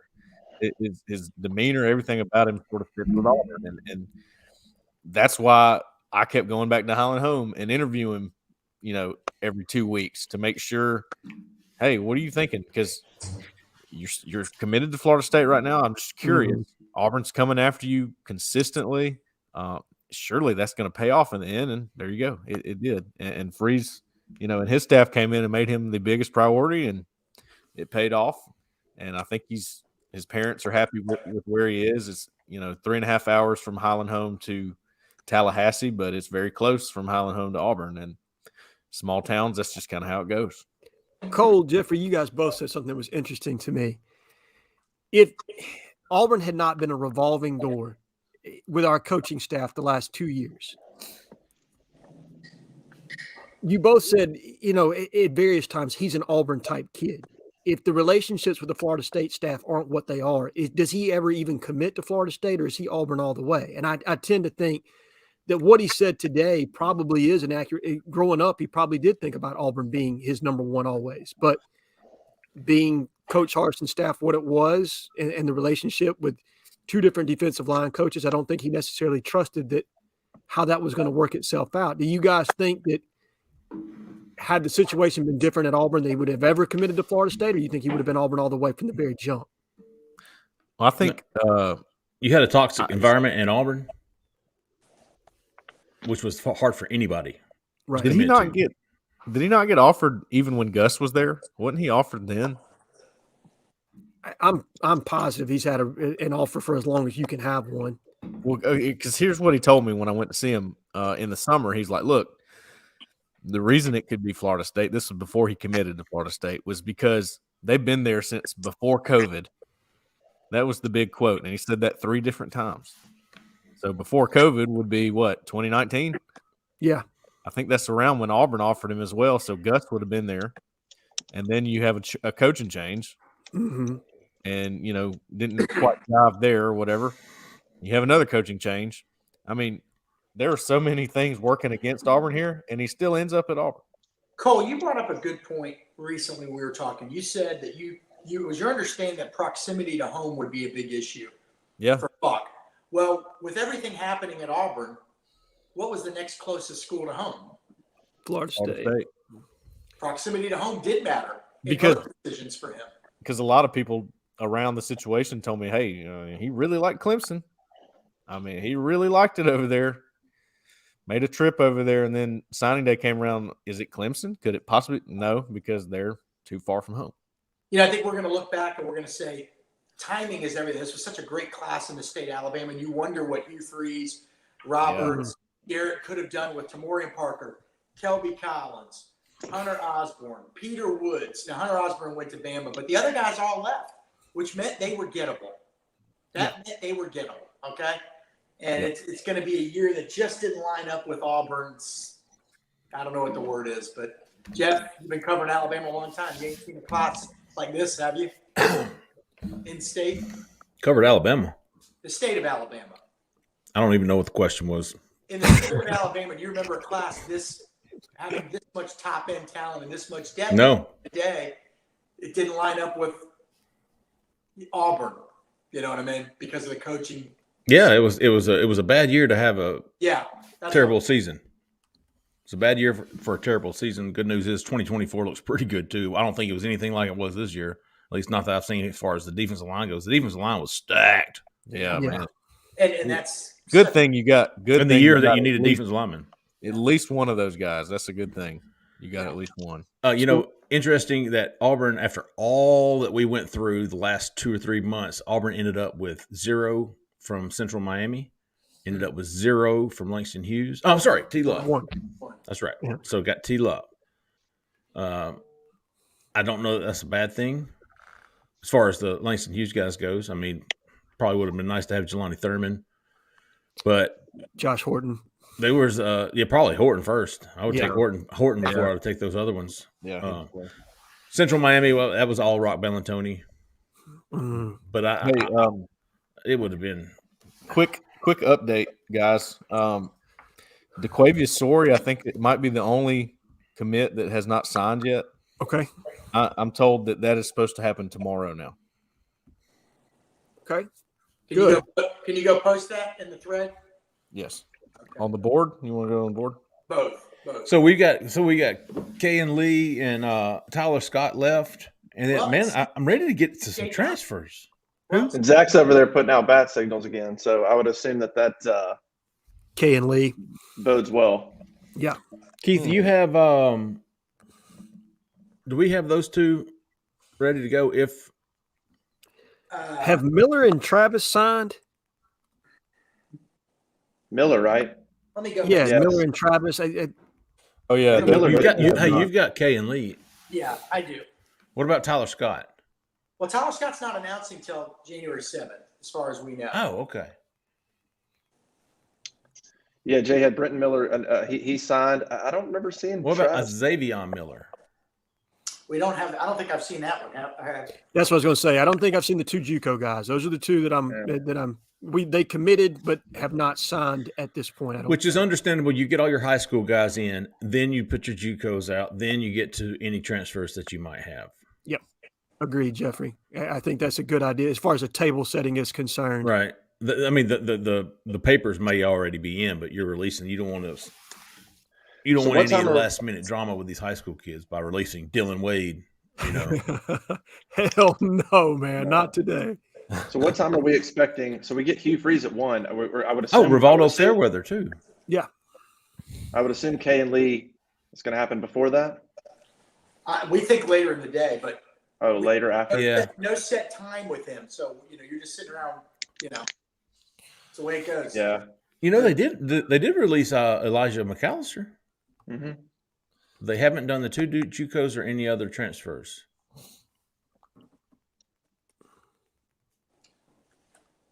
Well, and the transfers only sign a grant and aid, I believe. I don't think they technically sign national letters of intent. No, It's you're a little right. bit different situation. Jhead, I asked the question earlier. Do transfers? I know they have a deadline to get in certain semesters, but can they sign just like whenever they feel like it? They can sign so they have a deadline to enter the portal, and that portal window is 45 days from the conclusion of your season. So for Auburn, that was the day directly I gotta after run, the Iron Bowl. guys. There's going to be some news. We do think somebody is going to announce very shortly here. All right, cool. Hey-o. Right on, Keith. But so they have 45 days to enter the portal, and then they can sign their grant and aid agreement at any time with the school of their choosing. Now, to get enrolled at Auburn, they have to be enrolled by January 18th. I think that's the drop dead day for classes for us for the spring semester. If they're planning on enrolling in the summer, obviously that can be delayed. And my guess is we may have some transfers that unfortunately can't make it in for the spring. So there are guys that can still be added, but it would be really huge to get Amari, the young man from Tulsa, and then obviously the kid Ben Scott from Arizona State. If you can get those 3 guys here in the next couple of days and get them on campus in January, that's huge for us from a depth standpoint from the offensive line. For sure. By the way, Jeffrey, you could probably take a transfer guy off, Sergio Allen. I saw that. Committed to Cal? Cal, yeah. And we never offered there. I don't think we ever went in on that. No, that was just a guy they were interested in keeping an eye on. Being very selective. Go ahead. I'm sorry, Justin. Well, no, I was just going to say, assuming Lee jumps on board, who's everybody's favorite player in this class? For whatever reason. For whatever reason you want to say that's your guy. Most important, best player. Deron Reed. Whatever. To me, Clay Whedon, because of when he committed. Because the chips were completely down at that point. Auburn was dead in the water, needed momentum. And Clay Whedon was the guy that said, you know what, I love Auburn enough to gamble and go ahead and commit. I don't think the kid is, the best player in this class by any means. But I love his personality. I love what he meant for Auburn at the time that we absolutely needed it. So for me, it's Clay Whedon. Speaking of Whedon, he just texted me and said, is it too late? Can I come on for 5 minutes? That's y'all's call. I'm here all day. Yeah, we're good. We came on for 5 minutes. We'll have to run at noon so I get over to Hugh, but let's do it. Come on, man. All right, Zach, you send if he doesn't have that link, make sure and send him Clay Whedon that link. We'll get him on for a couple minutes. I believe he already has it. I texted him earlier, but I'll shoot it to him again. Sweet. Cole, you were saying Deron Reed? Yeah, Deron Reed's my pick. I have him just a notch above Keldrick Falk as a defensive lineman. I think they're both potentials through the roof, but I like Deron Reed. I've called him Darren to his face a bunch now, and he never corrected me until. So did Coach Harsin. Well, I was going to let somebody else have that, but yeah. Deron Reed, man, game changer. I just think he's a game changer. He changed the game on the one game I went to. He completely changed the game. Didn't play the entire first half of that game. He was nursing a shoulder injury was a big rivalry game. They got down at halftime, and I guess in the locker room they're like, "All right, Duran, we're gonna need you, brother. You're gonna have to play for us." Comes the second half, the other team did not move the ball. He strip sacked at the end of the game, and they scooped and scored and won the game on that touchdown. So. Yeah, Cole. Justin, what about you? Who's your favorite player in the class? Have you been able to take a look at anybody? Let's see. Sorry, I think Cole. I think you're right. I don't know what's going on. Of course. Who would my favorite player be? Something about Sylvester Smith. I like. Yeah. Talking to Zach a little bit, he likes him. I don't know, 5'11", 190, ball hawk instincts. Something about that kid, I think, could be really special. So he's a guy that stands out to me. Terrence Love too, but I like the addition of Sylvester Smith. I don't know. I like what that kid's made of, and I think he could be a really, really good player. Put him with Zach and Wesley McGriff, and yeah. So I would go Sylvester Smith. There you go, Jeffrey. Connor Lou Point. There you go. I like it. Yeah, he's an enforcer, brother. I like him. I think he's a multi-year starter, all SEC NFL guy. Yep, me too. Reese Dismukes made over. Hopefully he'll be your spirit animal as well this time, Jeffrey. I agree. Was nobody went Jeremiah Cobb. Interesting. I considered him. He was my runner-up. I think probably just because of the need, though, right? He slides down the board just slightly. I mean, he is an impact player, no doubt about it. But if we land Dylan Johnson, is he number 4 in the running back room next year? Yeah. Oh, yeah, that's an interesting one to me. Ahead of Jeremiah Cobb? Yeah, I think so. Wait a minute. Are we saying Dylan Johnson is number 4? Oh, no. Yes, I completely agree. Yeah, this is Nick Cobb's number 4. Yeah. Or 2. I mean, look, Dylan Johnson's got SEC experience, man. Nothing against Damari. I think Damari's awesome. I can't wait to see him. But Dylan Johnson's a player, guys. Dude, I think DJ's number 2. Walking in to a situation where your offensive line is going to have to gel in the very early stages, having a guy that understands pass pro, can catch the ball the way he can out of the backfield, can be dynamic for you in the passing game. I think he's number 2 if you land him. I do too. I think little Mari is 3. Yep. And the young buck, Jeremiah Cobb, is your 4. Yep, with Sean running in at 5. He might make a nice H-back in this system. I don't know. We'll see. Who, Sean? Yeah. I'll be interested to see if they try to convert him. Depth being what it is, you do need 5 backs in your room. Yeah. Always. So I want to jump in here. We got Clay Whedon with us now on the show. Hey, Mr. Clay Whedon. What's up, man? Hey, how you guys doing? Clay. Doing great, man. What a day for you. Yes, sir. It's an awesome day. Hey, Clay. What's up, big dog? Hey, Mr. Jeff. How are you guys doing? Man, we're doing pretty well. How did you get in the woods this morning? No, I wasn't able to. I had to go sign with the team. But I'm going to be getting out this afternoon. Did you see that big boy? He's back for me. Oh, yeah. I got my target. I got my target buck for the year. I'm ready now. Yes, sir. Clay, how did it feel, man, to go ahead and get that done?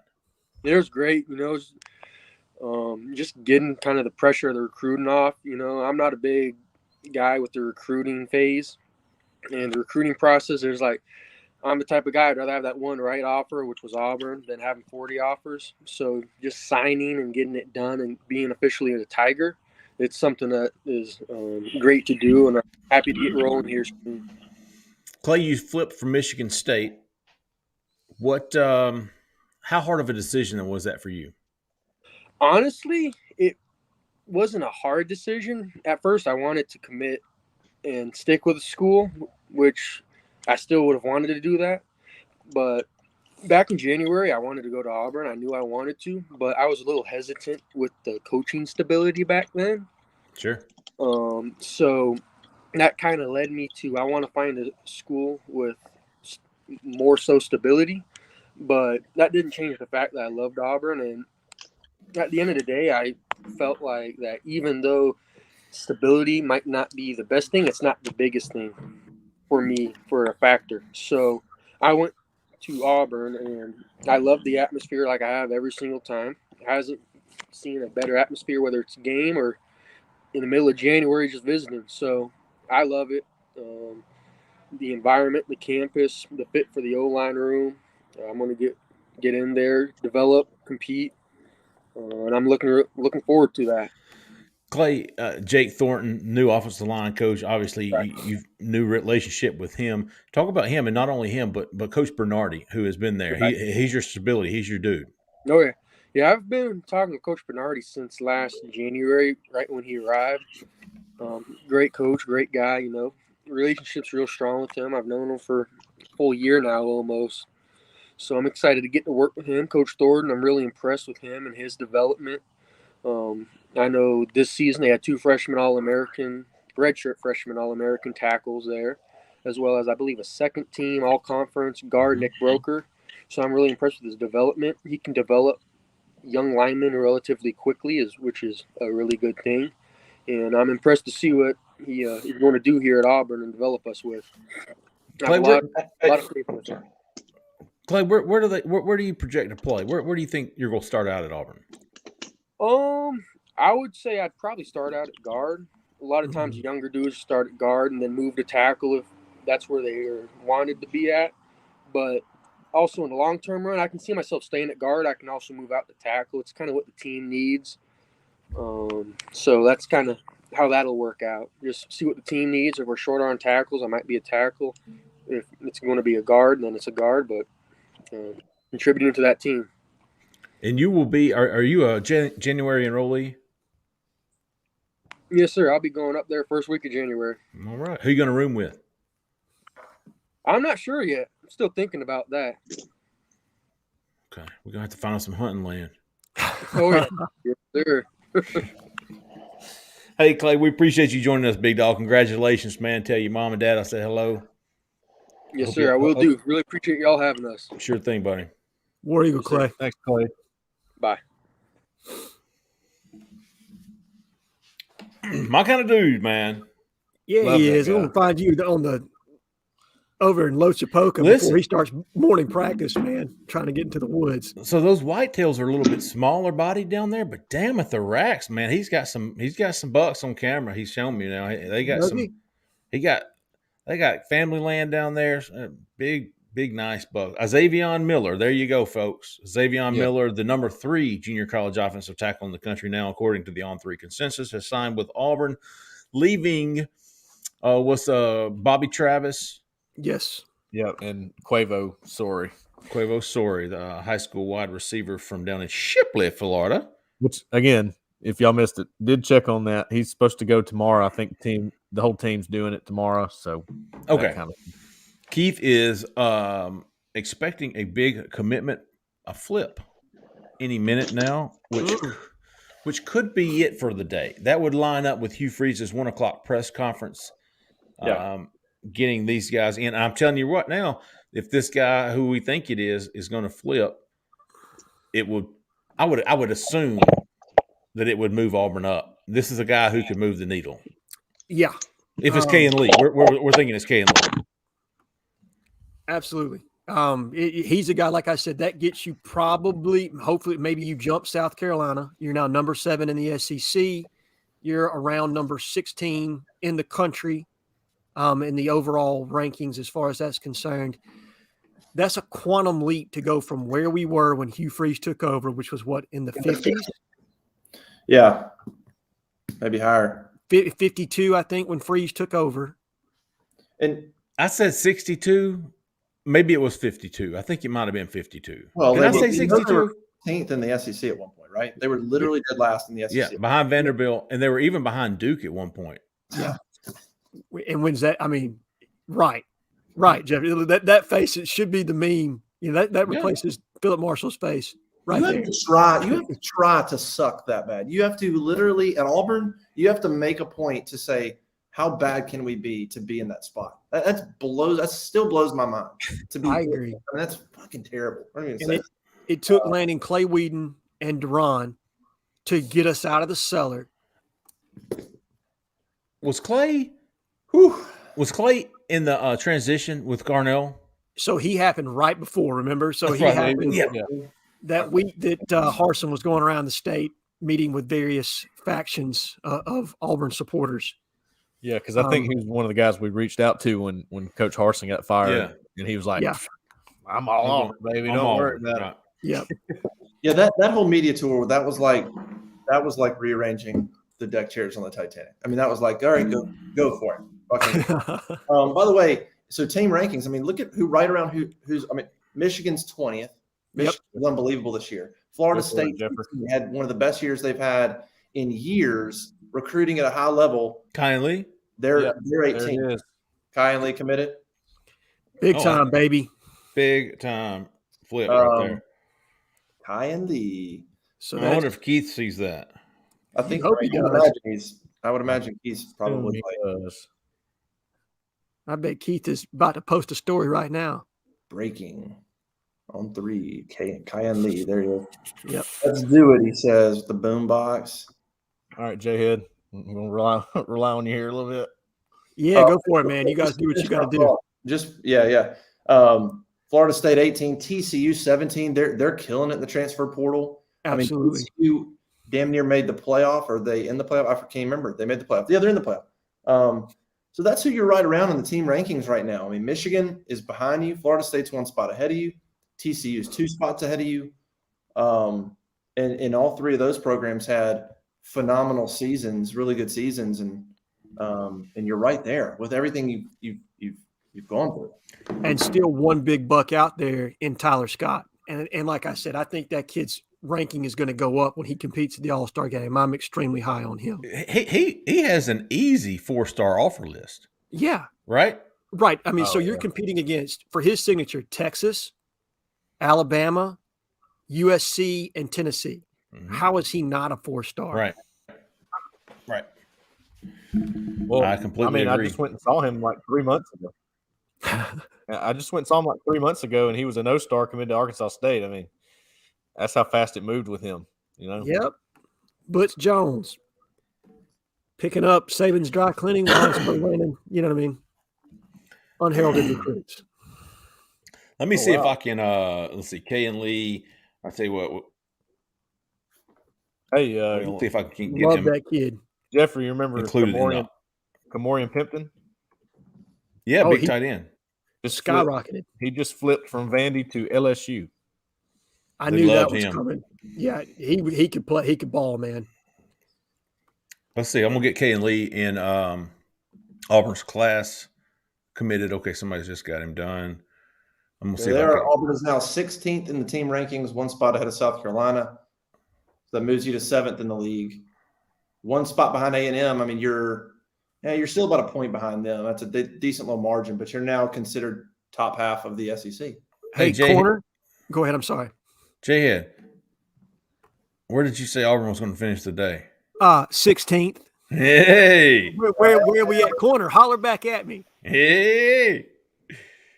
Let's see here. There you go. All right, let's see. So now, Justin, let's see. Auburn's what in the SEC? 7th. But they're sandwiched right now between Carolina and A&M. Literally 15, 16, 17 is A&M, Auburn, South Carolina. 7th in the league.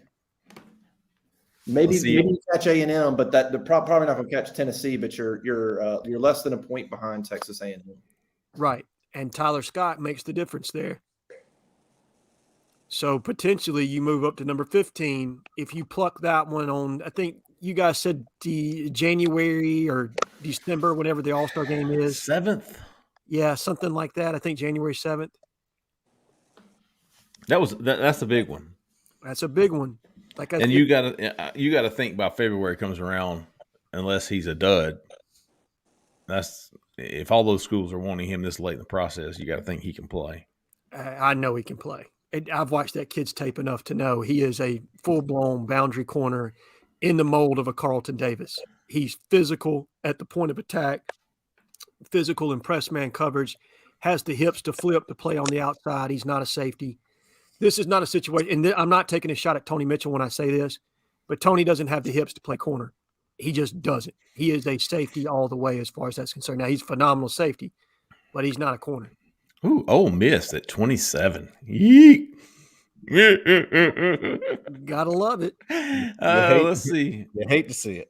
Florida State at 19, Michigan at 20. These are all schools that are finishing below Auburn, at least at this point. Arkansas, the Mississippi schools, which that's where they belong. They put them in their place, Jeffrey. Kentucky way down there at 34. No, Kentucky. Dude, I mean, seriously, let's think about this. Auburn is at number 16 right now. Mm-hmm. And Hugh Freeze has been on the staff on this campus for 23 days. What can he do with a full year? Hey, you want to know? No. You want to know how much things have changed here? I guess it was like 2 or 3 weeks ago, or right around the time Freeze was hired. We were all talking about, somebody go to one of these All-Star games, these Under Armour games, Army games, and I was like, there's no Auburn targets in it, in either one. And then you flash forward, there's a lot more included. So if that tells you anything.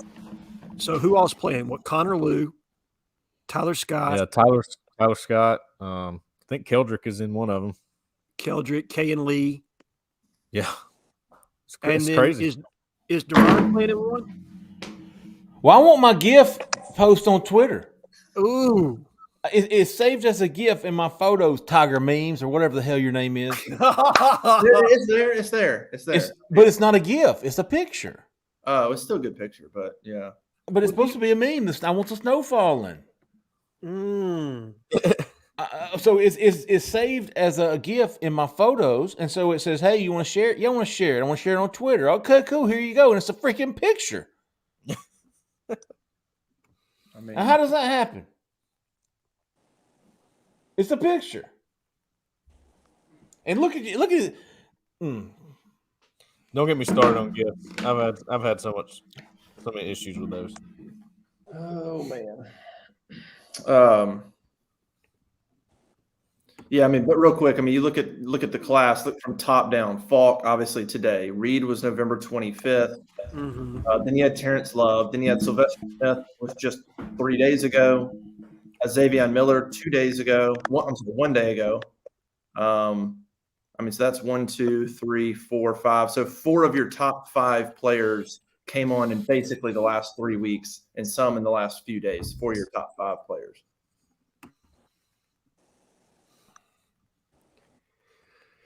Big, Justin. Curious, Jhead. Hey, I'm about to hop off. I got to get my stuff and get to Freeze's presser, get over to the facility, so you guys can keep rolling or whatever you want. Yeah, let's we'll keep it going for about 20 more minutes. Okay. Yeah.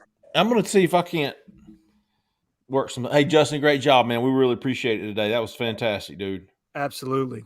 Well, that's good. Now we can talk. Now Freeze can talk about Lee. He can talk about Falk. He can talk about these big dogs. Big time. Look how much more relaxed Keith is now. Oh yeah. When it's an hour in and you're already 0 for 3 on your predictions and you haven't gotten 3 wrong in 10 years, you start getting a little worried. But no, that was a big one. Last 2, Jeffrey with Falk and then Kay and Lee, and then we're gonna go add more to the Kay and Lee story, obviously. Did Auburn just jump to number 16? Yeah, to number 16. Those are significant, and we said last week that top 15 was possible on the board. Some people scoffed and obviously Auburn's still in it with a few guys. And then you get the late period too. So they're going to look back after today. They're going to assess what they got and what they need still. Obviously you got people in the transfer portal, but there very well could be 2, 3, 4 guys that haven't signed that Auburn may look at and say, you know what? Let's take a further look at these guys. Let's see what's going on. And you just never know. I don't think that's their number one goal, but it's always possible that it could go up. But I always thought top 20 was a more realistic thing than top 15, even though not more realistic, more likely. But at 16, you're basically one good commitment away. So, obviously Auburn's sitting there. They got Tyler Scott announcing on the 7th of January. Yes. He very well might be a 4-star kid before long. That would bump you up. So they very well could get in that top 15, which a week ago I thought they had a great chance. Then over the weekend I thought, I don't know, maybe. And then obviously the way today started, if you have with Tony Mitchell and some of those guys. They're getting guys, and more importantly, again, it's a transitional class. They're finding guys that can come in and play. Harson's transitional class from Gus to Harson didn't have any guys that really could do anything, right? And we've seen that. Except for Jarquez Hunter. But I think Jarquez Hunter was the only one. That was the only one contributor. That's right. In this class, you're looking at 6, 7, 8 guys, and maybe more. Then there's always the sleeper guy. There's always the sleeper guy that comes in and does something. So, there are some pretty good finds here. Look, Keldrick Falk, potential difference maker. Deron Reed, potential difference maker. Xavier Miller could be a starter potentially. Yep. Connor Liu, starter someday we think. And then Kay and Lee, So with Tyler Scott still sitting out there, we think Auburn's probably in the best shape there. So, that's real potential there. Unfair to Harson. Let me give him also credit for Echo Leota as well. But you're right, Keith. That's right. That was a good pickup. Yeah, significantly more in this trend. And here's the thing: the transfer portal is not done. We think there are going to be some contributors there in this part of it. Obviously, we're just looking at the high school aspect of it right now. But if they're nails on their evaluations in the portal and they land some of these offensive linemen that we've talked about, and you find a quarterback, well, you probably go from where – I mean, I would have projected us to 5 wins next year, given on the talent we were returning. Yeah. I think you may be up around 7. You know what I mean? If you hit on all of those spots, 7, maybe 8. Yeah. So, they're making progress. It wasn't going to happen overnight. Go ahead, Cole. What do you got? I'll tell you what, Jhead. The Braden Marshall one hurts me a little bit because I really liked that kid. I thought he was a good player. Sure. But Kayan Lee could play nickel, no doubt. Listen, he can hit, dude. I mean, I don't know if you guys have put on his highlights lately, but he will come up and absolutely stick you. And can I say this is another variable? He's coming from a winning program. They just played for a state title. I like those guys, man. I do.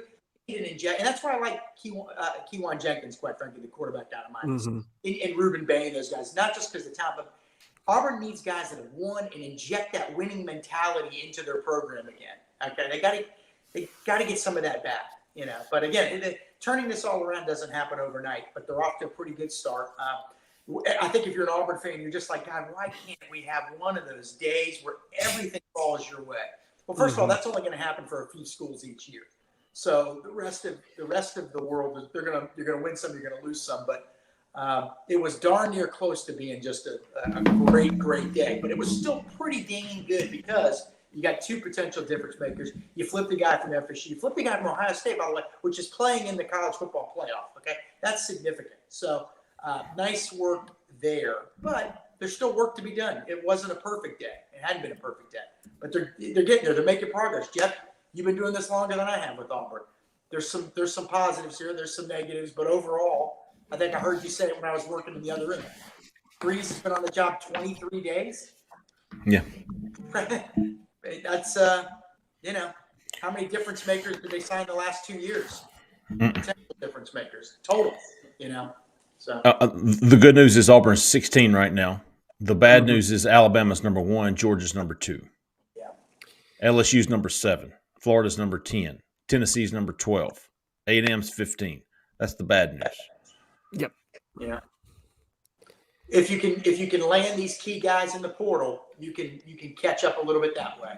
Yeah. Alabama has 4 5-stars, 19 4-stars, 2 3-stars, probably a kicker and a snapper. Number 1 kicker and the number 1 snapper in the country. Auburn has 7 4-stars, 12 3-stars. But do we have a Roger McCreary in there? That's what you're hoping for. Do you have a guy that outplays expectation? No, but you have a Grayson McCall and Hank Brown. Yeah. Look, you're gonna have among your 3-stars. You're gonna have 1 or 2 true diamonds every time. Right. But again, like we said with the Harson era, and Jeff and I would talk about this every day, and Cole too. You can't just say you're going to sign 15. You can't just assume your staff, whatever your staff is, are just better evaluators than everybody else. No. You hit on a couple guys, but 12, it doesn't work that way. No, I agree. It's the same game for a long time, and the same guys watching it and evaluating, and they're all evaluating and fishing from the same pond, right? No, Cole? No, I'm sorry. Florida State Twitter's still atting me here. Are they? Yeah. Well, and I'll tell you what, I've been watching tape of everybody in this class, and I do think we found something in Brenton Williams. I think that's a guy we hit on that I honestly think that kid he could be a difference maker at some point. Agreed. Fair enough. But again, 1 or 2 or 3 a class, not a ton of them. You can't just say my guys, because I like them and they're at my school, are better evaluators than everybody else. It just doesn't work that way. But, we're going to see Auburn. They're going to be – look, Hugh Freeze was landing 5 stars at Ole Miss, okay? It's going to happen. He hasn't even had time to catch his breath yet, all right? After signing day, they get a little time to relax. Then it's back to the grind. Then after signing day in February, the whole month of February is dead. That's when they circle the wagons, regroup, and start really pouring it into next year. And actually, in January, when they can go back on the road, you're going to see Hugh Freeze going to a lot of schools of top juniors. He can't do much with them. He can't talk to them much, but he's going to be making an appearance. He will be everywhere. I can assure you, he will not, on that first day of that period, will not be sitting at the office, not on the road. Okay? We've seen coaches in recent history not take advantage of all those days to be out there at schools. Those days are over. And you don't have to even be somebody that loves recruiting. I've heard from many people, I think you guys have too, Hugh Freeze isn't 24/7 recruiting. He doesn't live and breathe recruiting. Mm-mm. He understands recruiting. There's a big difference. He smartly attacks and approaches everything and hires recruiters, coaches that breathe it 24 hours a day, 7 days a week. Jeffrey, what you got, man? I was looking at our commitments list on 3, and moving everybody from hard commit to signed. The 3 guys that are still listed as hard commit: Quintrell, Bobby Travis, Quavius Story, which we just mentioned earlier. Jeremiah Cobb, Auburn is not releasing that. He said he wants to wait until February to sign. And then the Rivaldo Fairweather, transfer tight end, which I don't know why they wouldn't. Well, maybe they just don't have it yet. Who knows? But I got to give you credit on that one, Jeffrey, because you had his name. You knew right away, the minute he hit the portal, and even before you had heard that was somebody that was going to have an interest in Auburn.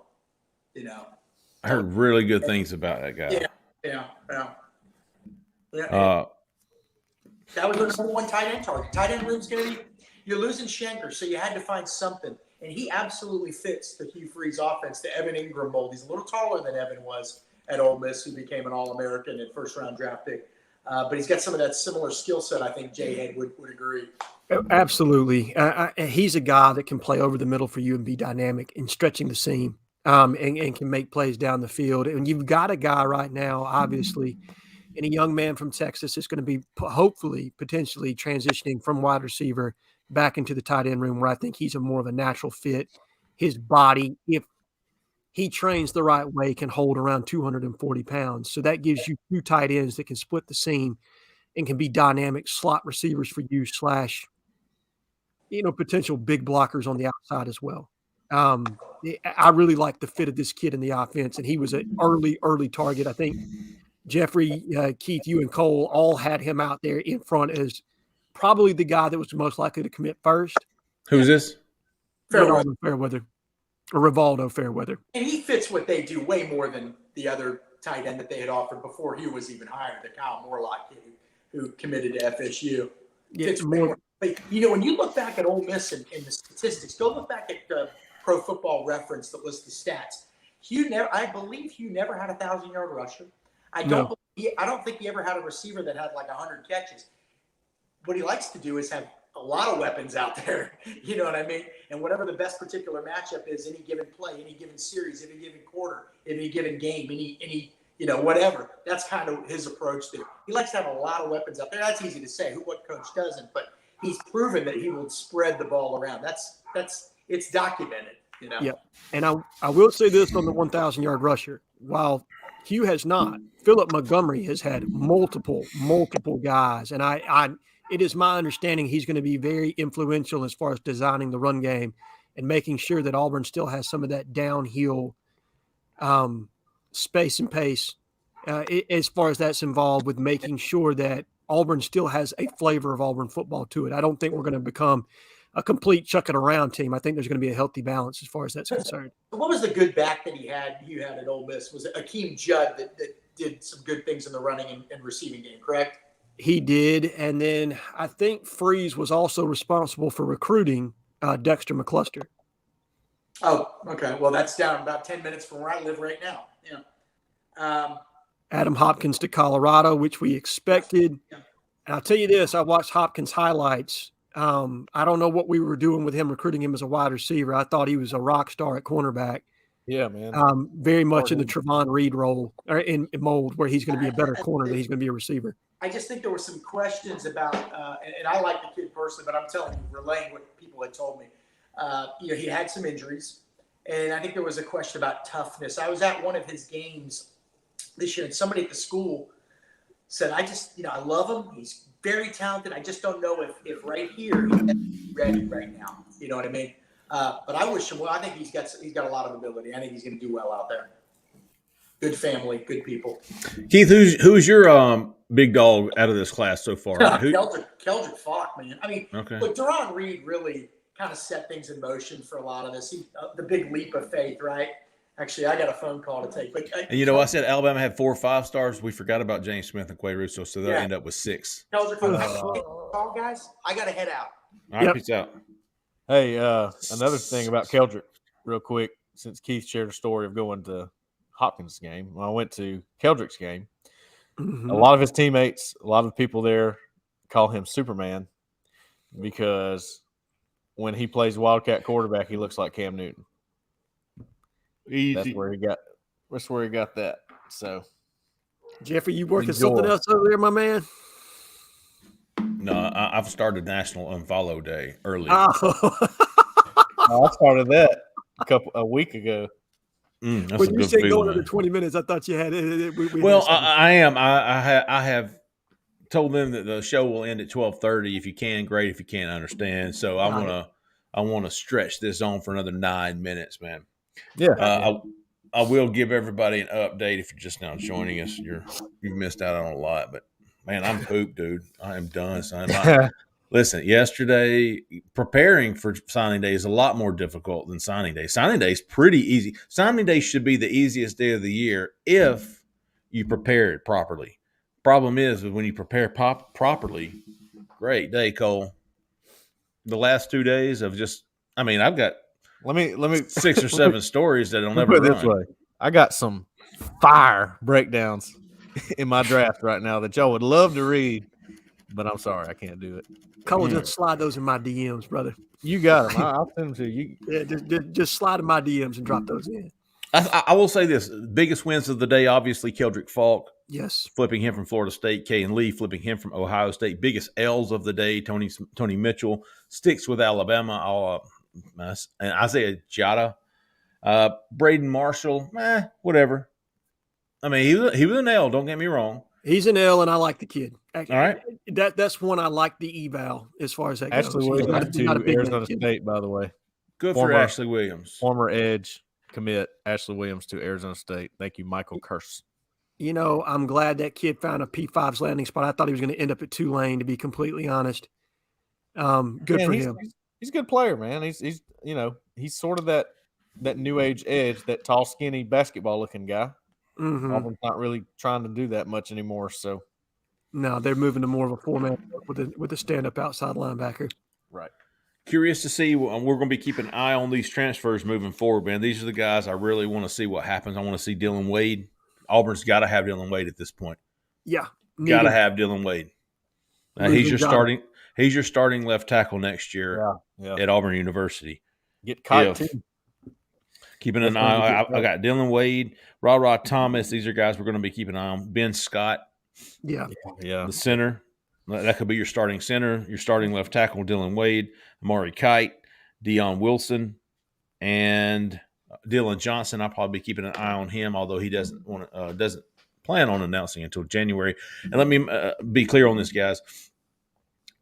I think Jhead alluded to this earlier, but Auburn can add guys up until January the 18th for the spring semester. Yes. First classes are January the 11th, I think, or maybe is that right? January the 11th. January 11th is first day of class. And if you were like me in college, you always kept an eye on when that drop period is. Hell yeah! Because you missed those first two classes, and it's time to get that drop out. Yep, Y'all know spent a who little we too much time haven't, at the supper club last night. Yeah. You know who we haven't mentioned much today? Who? Kind of forgot about him because he's going to supposedly do it later, but CJ Johnson from Texas. Yeah. Now I forgot about CJ. That's an interesting one. You know, now that Tony Mitchell's out of it, Braden Marshall's out of it, we thought that Auburn wanted him down the stretch and sort of push for him. We're going to see how much they do, I think. Because that's what an Auburn-Missouri battle, I think. So 2 SEC schools. Yep. Hey, Zach, last thing, dude, pull the tracker back up. Let me make sure I'm not forgetting anybody. We'll do that since we learned how to do it earlier. Well, never mind. DeQuavius Sword is signed. Yeah. Hey! There you go. Is that what you were waiting on, Jeffrey? Yes. What happened? Scroll. Oh, yeah. We got to figure out what's going on at quarterback. We got to figure out what's going on at linebacker.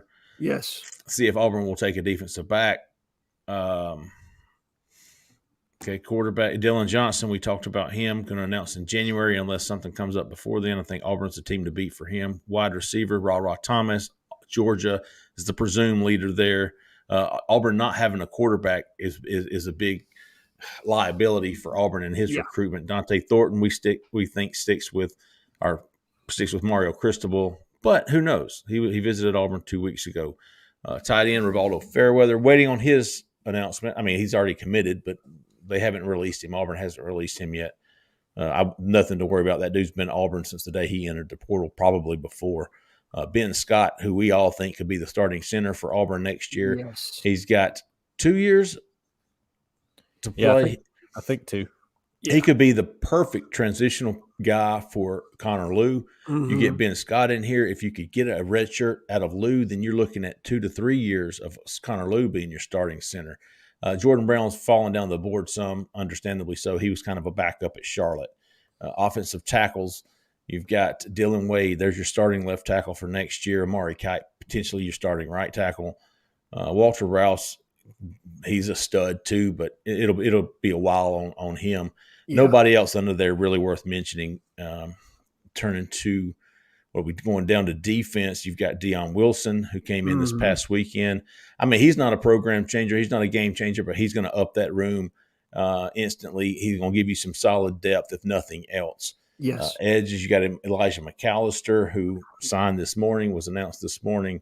Trace Ford is supposed – has he done anything today? I thought he was going to announce today. I think he's – in my understanding of it, you're talking a USC versus Auburn, Oklahoma battle. So a 3-way battle right there for a really talented kid. I think USC has some confidence there as far as that's concerned. Yeah. But we'll see. Yeah. I don't – and inside linebacker, we have no idea. No idea. You can take let's see here. You take Sergio Allen off the board. Jerron Willis is not a guy – who you're looking for right now, unless it's you want to take every level of the roster, every level of the depth chart, which they might need to do, but they need some guys who can come in and play with some experience right there. As defensive back, a couple of guys Auburn's keeping an eye on. That Fentrell Cypress, I know Auburn really likes him, but I think everybody else does too. Yeah. Kind of a TBA with that position group. I will go back up to that offensive tackle, Dylan Wade. He left here Sunday. We talked about him earlier in the show. Philip Montgomery was his coach at Tulsa. He was a starter at left tackle last year. He's got every offer. Trent Jace is SEC Network reporting Jeremiah Cobb. Yeah, well, they probably weren't supposed to. Every offer. He said, I think it's Auburn or USC. It's Auburn. So USC has his former offensive line coach out there, is the tight ends coach, I believe, at USC. Auburn has his former head coach. I give the edge still slightly to Auburn, and I think USC does as well. Okay. Good. Going to be good to watch. Unless I wonder where SEC Network's getting that. If they did announce that Jeremiah Cobb has signed. Somebody leaked it that wasn't supposed to. Well, we'll see. We'll see if Auburn releases it. I don't care about the SEC Network. They might not know the difference between a Yeah, commitment and a signing. they probably just assumed. Yeah. As of right now, Auburn has not released a signing with Jeremiah Cobb, and at least something changes. I don't expect them to. That doesn't mean he hasn't signed. I'm just saying that means that they haven't released it. Two names. Jeffrey, I'm sorry, but on your transfers, 2 names I am going to watch. I'm interested to see if we don't double back on these, but it's Spencer Sanders at quarterback eventually. I think there's a chance we come back to that one, and Grant DeBose at wide receiver should we strike out on our other 2 or 3 wide receiver options. I think those are guys that you circle back on because you think you can get them. You know what I mean? And you need people at those positions. I think the receiver that entered from Troy today is interesting. I don't have any intel on him, but he is interesting. Tez Johnson. Yes, very good player. Small though. He's another slot guy. He's 5'10", but Tez is. Listen, you talking about being a load in the open field. He is really hard, man. He's really hard to defend over the middle and in the slot. Yep, definitely. If there's another flip coming, is Tyler Scott committed still? No, he's not committed anywhere. Who else would there be? I don't know. I mean, am I forgetting somebody? No. Did we just post there's another flip coming? I think Zach. Somebody said Zach had posted Mary Flipmas. Oh God. I'm sick of that, by the way. Me too. You don't have to do away with that. That was Harson's deal. Yeah, let that die with Team Usher on that one. I don't know. I don't know if Zach I think I don't know. I'm not saying much. It's on that freezing. One. Mary Flipmas, Auburn football. I think maybe he's just talking about the 2 kids they flipped today. I think so too. I will check that out though. I will be looking into that. Hey guys, we're gonna end it up right there, man. 3.5 hours. We appreciate everybody. Everybody, man. If you haven't already, please like and subscribe our YouTube channel. That's all we ask for you. And if you haven't subscribed to Auburn Live on 3, greatest website in the world. At least that's you don't have to go in incognito mode on. Oh, so anyway, $25 until next September, man. There's a lot left to do. Auburn's got the number 16 recruiting class in the country right now, and a lot is left. The transfer portal is getting heated up. We're going to see what these transfers are doing. We're going to be all over that. We'll continue the recruiting coverage at Auburn Live on 3. Give us a chance. Give us a look. Give us a try. Thanks, everybody. We appreciate everybody. Zach in the back, Big Dog. We appreciate you, man. Great show. We appreciate Justin, who's no longer with us, at least on the show, for getting this thing going and having all these commitments, all the commitments and signees that joined us. We appreciate their time. Appreciate everybody watching, man. We all stay tuned. We'll be back pretty soon. We might even do a call-in show here shortly or soon. I don't know when, but we'll talk to it. All right, man.